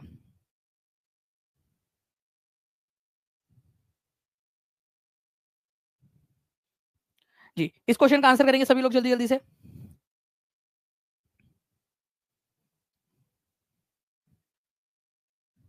देखिए फ्रेंड्स, यहां पर में बोला गया है कि 2000 साल पहले, ठीक है, चरक नाम के एक फिजिशियन हुए थे। ठीक है, उन्होंने कहा था कि इंसान के इंसान के शरीर के अंदर में कितनी हड्डियां होती है, इंसान के शरीर के अंदर में 2000 हड्डियां होती है, ऐसा इन्होंने कहा था। क्या ये बात 2000 साल पहले कहा था कि 360 हड्डियां होती है? बिल्कुल सही बात है, उन्होंने कहा था। अब सही कहा था गलत कहा था वो एक अलग मैटर है। तो आज से करीब 2000 साल पहले, चरक कितने साल पहले हुए थे, 2000 साल पहले लगभग। ठीक है, चरक इस नतीजे पर कैसे पहुंचे, जबकि आपको पता है कि 206 प्रकार की हड्डियां होती है, 360 प्रकार की नहीं होती। तो वो 360 पर कैसे पहुंचे? शायद हो सकता है उन्होंने दांतों को भी गिन लिया हो, जॉइंट्स जो होते हैं बीच में, हमारे हड्डियों के बीच में जॉइंट्स, उनको भी गिन लिया हो, कार्टिलेज जो होते हैं हमारे, उनको भी गिन लिया हो। ठीक है, तो इसको शायद उन्होंने गिन लिया होगा, इस वजह से वो 360 पे पहुंच गए। इतना बड़ा नंबर, इतना बड़ा डिफरेंस आ गया। जबकि 200 अभी आज के जो है मॉडर्न साइंस में 206 ही हड्डियां प्रकार की पाई जाती है ना, मानी जाती है। तो ये दोनों के दोनों सही है। ठीक है, मतलब उन्होंने जो नंबर निकाला वो गलत था, लेकिन बात सही है कि 360 उन्होंने बोला था करके, जो उन्होंने कहा था। ठीक है, उसके अनुसार यहां पर में सही स्टेटमेंट दिया कि 2000 साल पहले चरक जो है उन्होंने 360 हड्डियां बताई। कैसे बताई होंगी उन्होंने, हो सकता है मोस्ट प्रोबेबली कि वो इन सारी चीजों को गिन लिए होंगे। तो दोनों के दोनों सही है, बोथ आर ट्रू। ठीक है, दोनों के दोनों सही है, उन्होंने ऐसा कहा था। ठीक है, तो आंसर क्या होगा इसका, ऑप्शन नंबर ए हो जाएगा। ओके, चरक। अर्थशास्त्र के अनुसार मौर्य काल में उत्तर पश्चिम के लिए कौन सा प्रसिद्ध था? मौर्य अर्थशास्त्र नामक पुस्तक किसने लिखी है, ये भी आप लोग बता देंगे क्योंकि ये भी क्वेश्चन आता है। इसके अनुसार, ठीक है, उत्तर पश्चिम का जो इलाका था, ये वाला इलाका किस चीज के लिए प्रसिद्ध था, और साउथ इंडिया किस चीज के लिए प्रसिद्ध था, ये भी बता देना आप लोग। अर्थशास्त्र में ही दिया हुआ है। देखिए, अर्थशास्त्र के अनुसार जो है फ्रेंड्स, अर्थशास्त्र जो कि चाणक्य ने लिखी है, चाणक्य जिनको कौटिल्य भी कहा जाता है, कौटिल्य भी कहा जाता है। ठीक है, चाणक्य, कौटिल्य, उनका मानना था कि नॉर्थ वेस्ट जो था वो ब्लैंकेट के लिए, कंबल के लिए प्रसिद्ध था। देखिए कितना प्यारा सा है, ठीक है, कंबल, तो कंबल के लिए प्रसिद्ध था, ब्लैंकेट के लिए। आपका कौन सा वाला, ये नॉर्थ वेस्ट। वही साउथ इंडिया की बात करूं मैं तो वो गोल्ड के लिए प्रसिद्ध था। ठीक है, साउथ इंडिया गोल्ड और प्रीशियस स्टोन्स के लिए प्रसिद्ध था, ये याद रखना है आप सभी लोगों ने। ठीक है, गोल्ड और प्रीशियस स्टोन्स के लिए, ओके, साउथ इंडिया। अच्छा, इसके अलावा जो है फ्रेंड्स एक चीज याद रखना है कि जो फॉरेस्टेड लोग हुआ करते थे, जंगली लोग, जंगल में जो रहने वाले लोग थे, वो मोर और लेस इंडिपेंडेंट थे। मतलब वो मतलब उनको ज्यादा बंदिशें या कानून उन पर लागू नहीं होते थे। ठीक है, हाँ, लेकिन कई बार ऐसा होता था कि कई बार अगर जो मौर्य काल के जो अधिकारी है उन पर जंगल चले जाए तो उनसे हाथी मांग लेते थे, लकड़ी मांग लेते थे, शहद हनी मांग लेते थे, वैक्स मोम मांग लेते थे, जो मौर्य काल के जो ऑफिशियल होते थे वो लोग। अदरवाइज इनके ऊपर में कोई कानून वगैरह, जो जंगल में रहने वाले लोग थे उन पर ज्यादा कानून वगैरह लागू नहीं होता था, मोर और लेस इंडिपेंडेंट ही रहते थे वो लोग। देखिए फ्रेंड्स, 2014 का क्वेश्चन एनसीईआरटी बेस्ड है। मनुष्य लगभग 8000 साल पहले गांव में रहना आरंभ किया था, कौन से इलाके में रहना स्टार्ट किया था उसने, ये बताएंगे आप लोग। 8000 साल पहले, डायरेक्ट क्वेश्चन बन सकता है ये, 8000 साल पहले की बात है। ठीक है, तो फ्रेंड्स ये याद रखेंगे आप सभी लोग कि 8000 साल पहले जो है फ्रेंड्स ये जो सुलेमान और किरथर की पहाड़ियां है वहां पर मैं रहना स्टार्ट किया था। सुलेमान और किरथर की पहाड़ियां कहाँ पर में है, ये हमारा भारत है मान लीजिए आप लोग। यहाँ पर में सुलेमान और किरथर की पहाड़ियां जो आज पाकिस्तान में मिलेंगी आपको, तो 8000 साल पहले इंसानों ने यहाँ पर में गाँव में रहना स्टार्ट किया था। यहीं पर उन्होंने जो है वीट और जो आप लोगों का बाजरा है फ्रेंड्स, वो उगाना गेहूं और बाजरा जो है उन्होंने यहाँ पर में उगाना स्टार्ट किया था, यहाँ पर में इस इलाके के अंदर में। ठीक है, तो ये भी याद रखना है आप लोगों ने। तो वीट और बार्ले जौ जो है जिसका उगाना यहाँ पर में उन्होंने स्टार्ट किया। निम्नलिखित में से किस सुल्तान ने अनाज को शहर के बाजारों में भेजने के लिए बंजारों का प्रयोग किया था, ये बता दीजिए जल्दी जल्दी से, ये बताइए आप लोग। निम्नलिखित में से, ये क्वेश्चन अभी थोड़ी देर पहले मैंने आपको बताया था ना, इससे रिलेटेड एक क्वेश्चन आया था जो।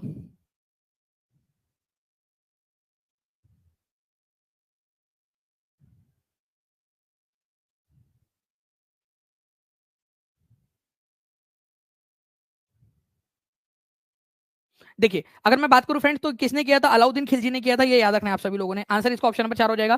काश्तकार का चाबुक किसने लिखी थी, ठीक है, द कल्टिवेटर्स व्हिप कॉर्ड, ये भी उसी पुस्तक में है जिसमें वो रिफॉर्मर्स दिया है ना आप लोगों का, उसमें दिया हुआ है ये।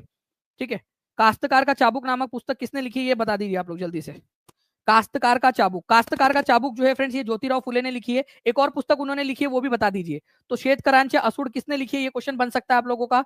श्वेतकरांचे असुड़ मतलब काश्तकार, शेतकर मतलब शेतकरी मतलब कौन, किसान, उनका चाबुक, असुड़ मतलब चाबुक, कि भाई खेती हर मजदूर जो है या जो किसान है उनका चाबुक पड़ता है तो बड़ी बड़ी सत्ता हिल जाती है। ज्योतिराव फुले ने लिखी थी ये पुस्तक। और इसके अलावा उन्होंने गुलामगिरी नामक पुस्तक भी लिखी, गुलामगिरी। ठीक है, ये भी याद रखना है आप लोगों ने। तो शेतकऱ्यांचे असुड़ या फिर जिसको हिंदी में अगर बोले तो काश्तकार का चाबुक, और इंग्लिश में बोलेंगे तो कल्टिवेटर्स व्हिप कॉर्ड। ओके, उन्होंने मराठी में लिखी थी, ये एनसीईआरटी में हिंदी में ट्रांसलेट करके दिया हुआ है उसका, तो याद रखेंगे आप सभी के सभी लोग। ठीक है, चलिए नाउ फ्रेंड्स, हीनायान और महायान कौन से दर्शन के दो संप्रदाय है, हीनायान और महायान कौन से धर्म से रिलेटेड है। देखिए हीनायान और महायान ये याद रखना है आप लोगों ने कि बुद्धिज्म की दो शाखाएं हैं। बुद्धिज्म, हीनायान जो है ये ओल्ड वाला बुद्धिज्म है, ओल्ड बुद्धिज्म, और महायान न्यू वाला बुद्धिज्म है, नया वाला। ठीक है, तो बुद्धिज्म की दो शाखाएं, ये याद रखना है आप लोगों ने। इन दोनों में से मूर्ति पूजा के बारे में बता दीजिए, मूर्ति पूजा कौन से वाले संप्रदाय के अंदर में अलाउड है। तो ये इसमें, ठीक है, जो आइडल वर्शिप है, आइडल वर्शिप या फिर जो मूर्ति पूजा है, मूर्ति पूजा, वो इसमें अलाउड है महायान में। बोधिसत्व नाम का जो कंसेप्ट है कि कोई एक व्यक्ति है जिसको ज्ञान की प्राप्ति हुई, वो दूसरों की मदद कर सकता है ज्ञान प्राप्ति करने में, उसमें विश्वास रखने वाले लोग हैं महायान वाले। हीनायान वालों का मानना है कि भाई देखो हर किसी को अपना अपना रास्ता खुद तय करना होता है, कोई किसी की मदद नहीं कर सकता। बट कि महायान जो महायान वाले लोग हैं उनका मानना है कि बोधिसत्व होते हैं, मतलब ऐसे लोग जिनको ज्ञान की प्राप्ति हो गई है और वो संसार में रहकर ही दूसरों की मदद कर रहे हैं। ठीक है, चलिए एक और इससे से रिलेटेड क्वेश्चन, महायान जो है आप लोगों का बताना है आप लोगों ने कि in this form of Buddhism Buddha's presence in sculptures was shown using certain sign. बौद्ध धर्म के इस रूप में बुद्ध की उपस्थिति कुछ संकेतों का उपयोग करते हुए दिखाई जाती थी। मतलब गौतम बुद्ध की डायरेक्ट मूर्ति नहीं बनती थी, कुछ संकेत दिखाए जाते थे, जैसे कि पेड़ दिखा दिया एक और उसको गौतम बुद्ध मान लिया। गौतम बुद्ध की डायरेक्ट मूर्ति नहीं बनती थी, ठीक है, गौतम बुद्ध को डायरेक्टली ऐसे मूर्ति बना के नहीं दिखाया जाता था। ठीक है, कुछ ना कुछ साइन या सिंबल या इनको ये रख लिया पेन और उसको गौतम बुद्ध मान लिया, कुछ सिंबल के जरिए, कुछ संकेत के जरिए। ये हीनायान में होता था, हीनायान पुराने वाले बुद्धिज्म में। नए वाले में तो डायरेक्ट मूर्ति बनती थी गौतम बुद्ध की, तो ये वाला गलत है। ये वाला हीनायान के बारे में सही है, महायान के बारे में नहीं। यहाँ पर मैं महायान के बारे में बोला है आपसे, ठीक है, यहाँ पर मैं महायान के बारे में बोला है। मास्टर कैडर बारे में पूछना चाहिए कवलदीप जी, बिल्कुल आप नीचे में जो नंबर दिया हुआ है ना उसके ऊपर में कॉल करके इंक्वायरी कर सकते हो, टीम को मैं इन्फॉर्म कर दूंगा उसके बारे में। ठीक है, वो आपको बता देंगे। ठीक है, बोधिसत्व मतलब एक ऐसा व्यक्ति जिसको ज्ञान प्राप्त हो चुका है और वो दुनिया में रहकर ही, ठीक है, सब लोगों को और ज्ञान प्राप्ति के तरफ में प्रेरित कर रहा है, उनकी मदद कर रहा है। तो ये हाँ बिल्कुल महायान में ही ये चीज बिलीफ उभरा था, अदरवाइज हीनायान वाले तो इसमें मानते ही नहीं बोधिसत्व में। तो ए इज फॉल्स, ठीक है, मतलब आंसर डी हो जाएगा। ठीक है, 34%, केवल 34% लोगों ने आंसर किया है। एक बार जल्दी से फ्रेंड, जो भी बच्चे बचे हुए हैं जिन्होंने सेशन को लाइक नहीं किया, सेशन को लाइक जरूर कर दीजिए, ताकि इसी तरीके से और भी आप लोगों को जो क्वेश्चन है वो मैं करवाता रहूं। ठीक है, तो सेशन को लाइक जरूर करते रहेंगे सभी के सभी लोग। जिन्होंने सेशन को लाइक नहीं किया लाइक कर दीजिए, चैनल को सब्सक्राइब कर देना है आप लोगों ने, और जहां भी शेयर कर सकते हो शेयर जरूर कर दीजिए आप। अच्छा चलो, इस क्वेश्चन का आंसर आप लोग लगाओ कमेंट में, बिना पोल के लगाओ। चलो पोल ना दिया जाए, जल्दी से बिना इसके लगा देंगे यहाँ पर मैं आंसर आप लोग।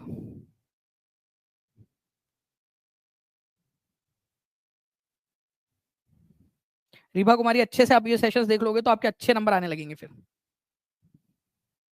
बताइए इस पर्टिकुलर क्वेश्चन का आंसर क्या होगा। देखिए ये एक्चुअल में एग्जाम में पूछा गया क्वेश्चन है आप लोगों का, इसीलिए आप लोगों के लिए इंपॉर्टेंट हो जाता है। ठीक है, देखो पर्शियन नहीं था, वो कहाँ का था वो आप लोग बताओगे। ठीक है, और उसने अरबी भाषा में नाम लिखे हैं। ठीक है, अपने मैप में अल इदरीसी ने। ठीक है, अभी थोड़ी देर पहले आपको बताया अल इदरीसी एक जोग्राफर था। ठीक है, अरब जोग्राफर था वो, पर्शियन नहीं था, अरब था। ठीक है, उसने अरबिक भाषा में लिखे हुए हैं और श्रीलंका को उसने टॉप पे दिखाया, नॉर्थ इंडिया को साउथ में दिखाया है। तो आंसर क्या होगा ये आप लोग मेरे को कमेंट कर देंगे जल्दी जल्दी से सभी के सभी लोग। ठीक है, चलिए नाउ फ्रेंड्स, जल का संकरा भाग जो दो बड़ी जल राशि हो जैसे समुद्रों या महासागरों को जोड़ता है वो क्या कहलाता है। मतलब देखो एक ऐसा छोटा सा जो है फ्रेंड्स, ये भाग जो बात हो रही है ना यहाँ पर मैं बता देता हूँ आप लोगों को पहले। ठीक है, एक ऐसा छोटा सा पानी का भाग जो दो बड़े बड़े पानी के भागों को जोड़ता है, ये पानी का बड़ा भाग है, ये भी भाग है, समुद्र या महासागर कुछ भी हो सकता है। ठीक है, ये दोनों, और एक छोटा सा पानी का भाग जो दोनों को जोड़े हुए हैं उसको क्या कहते हैं, ये पूछा है एग्जाम के अंदर में क्वेश्चन, और ये पूछा जाता है हमेशा। ठीक है, उसको जल संधि कहा जाता है। क्या कहा जाता है, जल संधि, स्ट्रेट, ये याद रखना है आप लोगों ने फ्रेंड्स। ठीक है, उसको जल संधि या स्ट्रेट कहते हैं।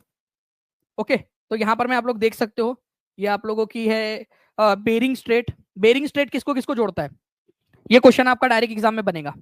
देखो ये ऊपर में कौन सा है, यहां पर में है आर्कटिक महासागर, सबसे जो छोटा वाला है ना आर्कटिक, क्या यहां पर में आर्कटिक, आर्कटिक, ठीक है, ओशन, और यहां पर में पैसिफिक ओशन, पैसिफिक प्रशांत महासागर, पैसिफिक प्रशांत महासागर, उन दोनों को जोड़ने वाला जो है वो है बेरिंग स्ट्रेट यहां पर में। ठीक है, तो लिखो सभी लोग, किसको किसको जोड़ता है, आर्कटिक महासागर को प्रशांत महासागर से जोड़ता है बेरिंग स्ट्रेट, बेरिंग जलडमरू मध्य। ठीक है, बेरिंग जलडमरू मध्य किसको जोड़ता है, बेरिंग, ये याद रखना आप लोगों ने, बेरिंग जलडमरू मध्य, बेरिंग जलडमरू मध्य किसको किसको जोड़ता है, आर्कटिक और पैसिफिक ओशन को जोड़ता है। और दो, एक जल का ऐसा संकरा भाग जो दो बड़ी बड़ी जल राशियों को या पानी के स्रोतों को जोड़ता है उनको स्ट्रेट कहते हैं। ठीक है, जल संधि, तो बेरिंग की जल संधि प्रशांत महासागर और आर्कटिक महासागर को जोड़ती है। ठीक है, इसी वजह से उसको बेरिंग स्ट्रेट बोला जाता है। अच्छा, स्थल संधि, इस्थमस मतलब क्या होता है, इस्थमस मतलब होता है जो दो जमीन के टुकड़ों को जोड़ता है। जैसे कि यहां पर मैं आप लोग देखोगे अगर, ठीक है, थोड़ा सा अगर मैं यहां दिखाना चाहूँ आपको, तो एक क्वेश्चन यहां पर मैं आपका क्लियर हो जाएगा। ये यहां पर मैं देखिए आप लोग, यहां पर में ऊपर में है नॉर्थ अमेरिका। ठीक है, यहां पर में दक्षिण में है साउथ अमेरिका। ठीक है, साउथ अमेरिका आपका। ओके, तो नॉर्थ अमेरिका और साउथ अमेरिका को यहां पर में ना एक छोटी सी एक जमीन का टुकड़ा है, आपको दिख रहा है क्या, एक बार बता दीजिए मुझे हाथ ऊपर करके अगर दिख रहा है तो। ठीक है, चलिए पीएस टेट क्वालिफाई हो गया, क्या बात है, कांग्रेचुलेशन आपको। यहां पर मैं देखिए आप एक जमीन का टुकड़ा दिख रहा होगा आप लोगों को। ठीक है, दिख रहा है तो हाथ ऊपर कर देना। ठीक है, तो ये नॉर्थ अमेरिका और साउथ अमेरिका को जो जोड़ा हुआ है ना जमीन का टुकड़ा, तो अगर दो बड़े बड़े जमीन के टुकड़ों को एक छोटा जमीन का टुकड़ा जोड़ता है तो उसको इस्थमस कहा जाता है, स्थल संधि। क्या कहते हैं उसको, इस्थमस, स्थल संधि कहा जाता है। तो नॉर्थ अमेरिका और साउथ अमेरिका के बीच में इस्थमस ऑफ पनामा, यहाँ पर में पनामा की स्थल संधि, इस्थमस ऑफ पनामा। ठीक है, इस्थमस ऑफ पनामा, यहां पर में है इस्थमस ऑफ पनामा। ओके, तो यहां पर में अगर आप लोगों से पूछ लिया जाए कि इस्थमस क्या होता है या स्थल संधि क्या होती है, एक ऐसा छोटा सा संकरा भूमि का पार्ट जो बड़े बड़े दो भूमि के पार्ट्स को जोड़े हुए हैं। ठीक है, ये भी याद रखेंगे आप लोग। नाउ नेक्स्ट क्वेश्चन की तरफ में आगे बढ़ते हैं हम लोग फ्रेंड्स। अरे ये क्या हो गया, जस्ट अ सेकंड।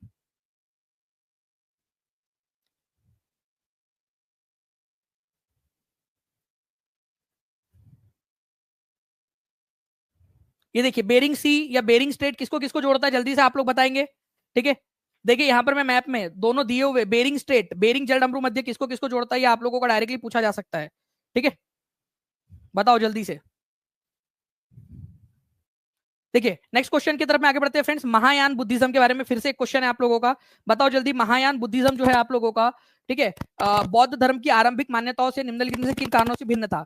देखो महायान बौद्ध धर्म की आरंभिक मान्यता, आरंभिक मान्यता मतलब हीनायान, हीनायान से कैसे भिन्न था, हीनायान से कैसे भिन्न था, महायान और हीनायान से कैसे अलग था महायान। तो महायान में जो है फ्रेंड्स, इनमें बुद्ध की उपस्थिति संकेतों के द्वारा दर्शाई जाती थी। इसमें संकेत दिखाए जाते थे या डायरेक्ट मूर्ति बना दी जाती थी, आप बताओ। अरे भाई डायरेक्ट मूर्ति बना दी जाती थी, डेपिक्ट साइन के थ्रू या कुछ संकेतों के थ्रू, ये तो हीनायान वालों की बात थी। वो लोग मूर्ति नहीं बनाते थे, संकेत के थ्रू दिखाते थे। ठीक है, तो ए गलत होगा। क्यों गलत होगा, क्योंकि इसमें मूर्ति डायरेक्ट बनाई जाती थी हीनायान में, कोई संकेत वगैरह का इस्तेमाल नहीं करते थे कि पेन बना दिया और इसको बुद्ध मान लो करके, नहीं। ठीक है, इसमें डायरेक्ट मूर्ति बनती थी महायान में, हीनायान में संकेतों के माध्यम से दिखाया जाता था। ठीक है, बोधिसत्व लिव्ड इन आइसोलेशन, एकांतवास में रहते थे भाई, इनका बोलना था ठीक है, ठीक है, अपना काम बनता बी में जाए जनता, ठीक है। तो वो जो है फ्रेंड्स ऐसा काम जो है नहीं था इन लोगों का कि भाई आइसोलेशन में अपना काम हो गया, ठीक है, कि भाई अपन को तो ज्ञान प्राप्त हो गया, अब मस्त पैके अपन तो निर्वाण प्राप्त कर लिया भाई, सीटेड उटेड अगले जन्म में देना नहीं है, जीवन मरण का चक्र सब खत्म हो गया, अब चलो अपन हिमालय में जाके मस्त पैके आराम करेंगे, ऐसा वाला काम नहीं था इनका, ठीक है। ये लोग जो है आइसोलेशन में नहीं रहते थे, ये वर्ल्ड में रहते थे, वर्ल्ड में ही रहते थे, मतलब दुनिया में ही रहकर, दुनिया में रहकर लोगों की मदद करते थे, ठीक है। रिमेन इन द वर्ल्ड, ये वाला सही है, ये गलत है, बी और डी एक साथ कभी भी सही नहीं हो सकते, ठीक है, ओके। तो ये आप लोग थोड़ा सा याद रखना फ्रेंड्स, ये वाला आप लोगों का गलत है, ये वाला सही है, डी ओके। तो बी, ए और बी तो गलत है, तो ए और बी को सही जहां बोल रहा है उसको काटो पहली बार फुर्सत में, ए को भी सही बोल रहा है, ये हो ही नहीं सकता आंसर, बी सही है बोल रहा है, हो ही नहीं सकता आंसर, ए को बोल रहा है सही, आंसर हो ही नहीं सकता। ऑप्शन एलिमिनेशन की निंजा टेक्निक, टीचिंग परीक्षा निंजा टेक्निक ऑप्शन एलिमिनेशन की, जो बच्चा इसको फॉलो करेगा वो अच्छे से कर लेगा, ठीक है। चलिए, तो ये आप लोगों का हो गया, father of SST Danish sir, thank you Kawaldeep Singh, thank you very much. तो सी और डी यहाँ पर में सही है फ्रेंड्स, ठीक है। स्टैचू बुद्धा की मूर्तियां बनने लगी, डायरेक्टली बुद्धा की मूर्तियां बनने लगी, स्टैचू ऑफ बुद्धा, ठीक है। और यहाँ पर में बोधिसत्व, वो दुनिया में ही रहते थे, बोधिसत्व मतलब कौन, वो लोग जिनको ज्ञान की प्राप्ति हो चुकी थी और दुनिया में रहकर वो लोगों को ज्ञान बांटते थे, ठीक है। चलिए, बोधिसत्व वाला जो कंसेप्ट है ना, ठीक है, वो बहुत पॉपुलर हुआ और एशिया में, चाइना में, कोरिया, जापान, उस तरफ में बोधिसत्व वाला कंसेप्ट फैला। बोधिसत्व, फिर बहुत सारे लोग थे जिनको ज्ञान प्राप्त होता था, वो यात्रा करते हुए अलग अलग इलाकों में गए, कोरिया गए, जापान गए, ठीक है, चाइना गए, साउथ ईस्ट एशिया वगैरह गए, ठीक है, वहां जाकर उन्होंने ज्ञान की बातें फैलाई। तो बोधिसत्व जो महायान शाखा में मान्यता है जिसकी, वो बहुत प्रचलित हुआ बाद में जाकर। पृथ्वी अपने अक्ष पर 1 घंटे में कितना डिग्री घूमती है, देखो पृथ्वी को पूरा 360 डिग्री घूमने में, ठीक है, 360 डिग्री घूमने में 24 घंटे लगते हैं, ठीक है। तो 1 घंटे में पृथ्वी कितना घूमेगी, डिवाइड कर लो डायरेक्टली, 15 डिग्री घूमेंगी, है ना, एक घंटे में 15 डिग्री घूमेंगी, तो 24 घंटे में 360 डिग्री घूम जाएंगी पूरा। तो 1 घंटे में पृथ्वी 15 डिग्री घूमती है, सिंपल, ठीक है, 15 डिग्री घूमती है, ये याद रखना था आप लोगों ने। नेक्स्ट जो है फ्रेंड्स आप लोगों का, हड़प्पा निवासी कौन सी सभ्यता से संबंध रखते थे, हड़प्पा निवासियों को कौन सी सभ्यता कहा जाता था। तो देखो हड़प्पा सभ्यता मतलब वही है, इंडस वैली सिविलाइजेशन बोलो, या इंडस सरस्वती सिविलाइजेशन, मतलब कि आप सिंधु सरस्वती सभ्यता भी उसको बोला जाता है, क्योंकि सिंधु नदी और सरस्वती नदियों के आसपास में ये सभ्यता पूरी बसी थी। उसमें ब्रॉन्ज का, कांसे का बहुत ज्यादा इस्तेमाल होता था, कांसे का, इसी वजह से इसको ब्रॉन्ज एज सिविलाइजेशन कहा जाता है। अच्छा चलो मुझे एक बात बताओ, ठीक है, मैंने आपसे कहा है कि टीचिंग परीक्षा आप लोगों के सीटेट से लेकर आपकी जॉब लगे तक टीचिंग परीक्षा आपके साथ में है, और कल से जो है फ्रेंड्स आप लोगों का मॉक टेस्ट स्टार्ट हो रही है। जिन बच्चों ने भी चैनल को सब्सक्राइब कर लिया है उन लोगों के लिए है, और ऐप डाउनलोड कर लेना है आप लोगों ने, नीचे में जो फॉर्म दिया वो फॉर्म भी भर देना आप लोग, ठीक है, और ऐप डाउनलोड कर लेना है, ठीक है। ब्रॉन्ज जो है वो कांसा किन किन चीजों से मिलकर बनता है ये बताएंगे आप सभी लोग। ब्रॉन्ज तो ये बनता है कौन से 2 चीजों से मिलकर, ये आप लोग कमेंट करके बताइए जल्दी से, कौन से 2 चीजों से मिलकर बना है, कौन सी 2 चीजों से मिलकर बना है।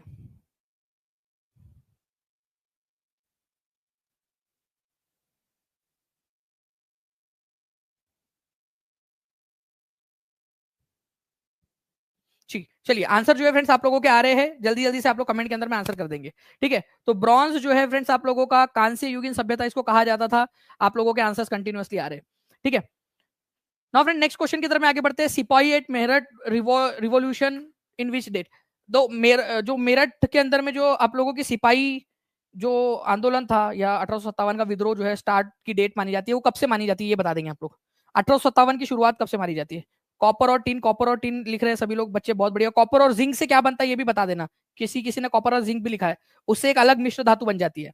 तांबा जो है और टीन जो है उससे क्या बनता है ये बताएंगे आप लोग, वो ब्रास बन जाता है फिर, ठीक है, ब्रास पीतल, ठीक है। ओके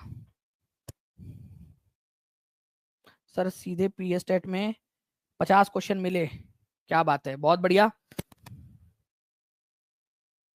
जी। तो देखिए फ्रेंड्स मेरठ के अंदर में जो रिवॉल्यूशन स्टार्ट हुआ था 1857 के अंदर में, वो स्टार्ट हुआ था 10 मई 1857 को, ठीक है, ये याद रखना है आप लोगों ने। तो 1857 की क्रांति कौन सी तारीख को स्टार्ट हुई थी ये क्वेश्चन बन सकता है आप लोगों का, ठीक है। 1857 की क्रांति जो है फ्रेंड्स 10 मई 1857 को स्टार्ट हुई थी, ये याद रखना है, ठीक है। चलिए गुड, 10 मई 1857 को। तो 9 मई को 1857 में सिपाहियों ने जो है वो जो था ना उनका कार्ट्रिज या जो नई बंदूक आई थी वो यूज करने से मना कर दिया। ठीक है, तो उनको जेल में डाल दिया था 85 सिपाहियों को। तो उसके अगले ही दिन जो सिपाही बाहर थे, जो उनके साथी, उन्होंने क्या किया, विद्रोह कर दिया। ठीक है, तो 10 मई को एक्चुअल में वो विद्रोह स्टार्ट हुआ था। 10 मई को तो उन्होंने वो यूज करने से 9 मई को उन्होंने यूज करने से मना कर दिया था 85 सिपाहियों ने 9 मई को। उसके अगले ही दिन जो है जो बाकी सिपाही थे जो बाहर थे उन्होंने जेल पर आक्रमण कर दिया, अपने 85 सिपाहियों को छुड़ाया और बोला कि आज से जो है बगावत शुरू।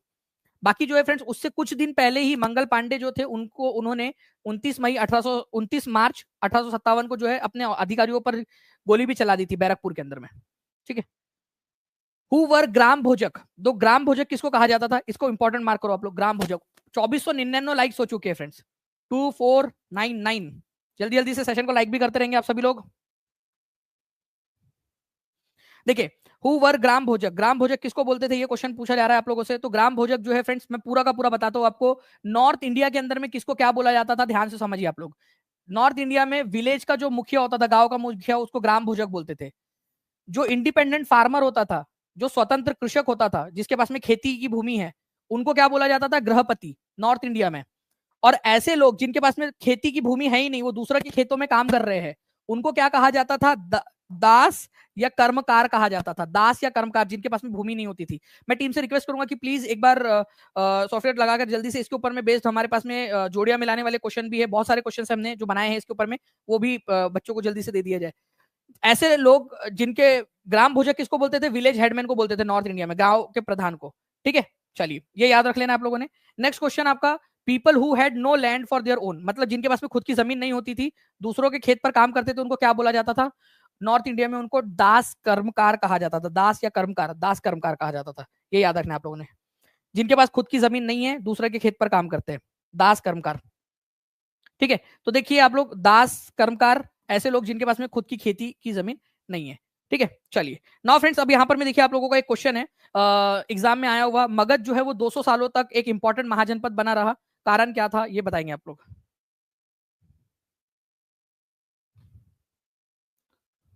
मगध एक लंबे समय तक जो है इंपॉर्टेंट महाजनपद बना रहा, कारण क्या था ये बताना है आप लोगों ने। तो कारण था फ्रेंड्स, क्योंकि यहाँ से कई सारी नदियां बहती थी, गंगा और सोन जैसी नदियां यहाँ से बहती थी, ये कारण था एक, पहला तो। ठीक है, दूसरा, मगध के अंदर में बहुत सारा जंगल था, जंगल से लकड़ी मिल जाती थी, हाथी मिल जाते थे, हाथियों को ट्रेनिंग देकर वो लोग सेना में भी भेजते थे, और वहां पर में लोहे की खदानें भी मिली है। ठीक है, तो ये तीनों कारण थे जिस वजह से मगध जो है एक इंपॉर्टेंट महाजनपद बना रहा 200 से भी ज्यादा लंबे समय तक। ठीक है, ये भी एक इंपॉर्टेंट पॉइंट है आप लोगों का। ओके, जितने भी बच्चे हैं जो कल से टेस्ट सीरीज जो चालू हो रही है वो देना चाहते हैं, सबसे पहली चीज चैनल को सब्सक्राइब किए हुए होने चाहिए उन्होंने। दूसरी चीज, नीचे में एक फॉर्म दिया हुआ है 30 डे क्रैश कोर्स का, उसको भरा हुआ होना चाहिए आपने। और तीसरी चीज, टीचिंग परीक्षा का एप्लीकेशन डाउनलोड किया हुआ होना चाहिए। तो टीचिंग परीक्षा का एप्लीकेशन भी डाउनलोड कर लीजिए आप लोग, ताकि आप लोगों को सारी कल से मिल जाए। प्लस फ्रेंड्स मैं आपको बता दूं कि परसों के दिन आप लोगों की, ठीक है, जो सभी पेडागोजीज का निचोड़ जो है वो मिलेगा आपको, और हर पेडागोजी के अंदर में आप लोगों के 8 से 10 नंबर पक्के होते जाएंगे। ये सारे टॉपिक्स आपको कराने वाला हूँ। ठीक है, आपका 11 दिसंबर को शाम 5 बजे सभी लोग तैयार रहेंगे। अभी क्या करना है आप लोगों ने, अभी आप लोग जो है उस सेशन पर जाओगे, और उस सेशन पर जाकर उस सेशन को जो है फ्रेंड्स सबसे पहले तो लाइक कर देना है आप लोगों ने, लाइक कर देना, और नोटिफाई मी का बटन आता है वो दबा देना है आप लोगों ने, नोटिफाई मी का बटन। ठीक है, ताकि आपको नोटिफिकेशन मिल जाए तुरंत प्रभाव से। क्या आप लोग जो है सभी लोग यहाँ पर मैं जितने लोग देख रहे हैं, आप लोग भी देखिएगा कि कितने लोग सच में रिस्पॉन्स उसके अंदर में करते हैं। ठीक है, अभी आप लोग देख लीजिए कितना बच्चा लाइव है, और आप लोगों में से ही कुछ लोग जाके चेक कर लीजिएगा कि कितने लोग रिस्पॉन्स देते हैं, कितने लोग अपनी जिम्मेदारी निभाते हैं। जब उनका टीचर कह रहा है, आपका टीचर कह रहा है कि आपको ये जिम्मेदारी निभानी है, तो निभाते हैं। आप खुद चेक कर लीजिएगा, ठीक है, फिर आपको समझ में आ जाएगा कि मतलब वर्क कैसे करता है जमाना। ओके, तो अभी आप लोगों ने क्या करना है, जाना है वहां पर में, ठीक है, उसको लाइक कर देना है, नोटिफाई मी का बटन दबा देना है उसके ऊपर में, सेशन के ऊपर में, ताकि परसों तक जो है फ्रेंड्स आप लोगों तक इन्फॉर्मेशन मिलती रहे आप सभी लोगों को। साथ ही साथ इस चैनल को सब्सक्राइब कर लीजिए, सेशन को लाइक कर देंगे आप, इस सेशन को भी, ताकि आप लोगों तक सारी इन्फॉर्मेशन पहुंचती रहे। ओके, चलिए, तो मिलते हैं फ्रेंड्स हमारे कल सेशन के अंदर में।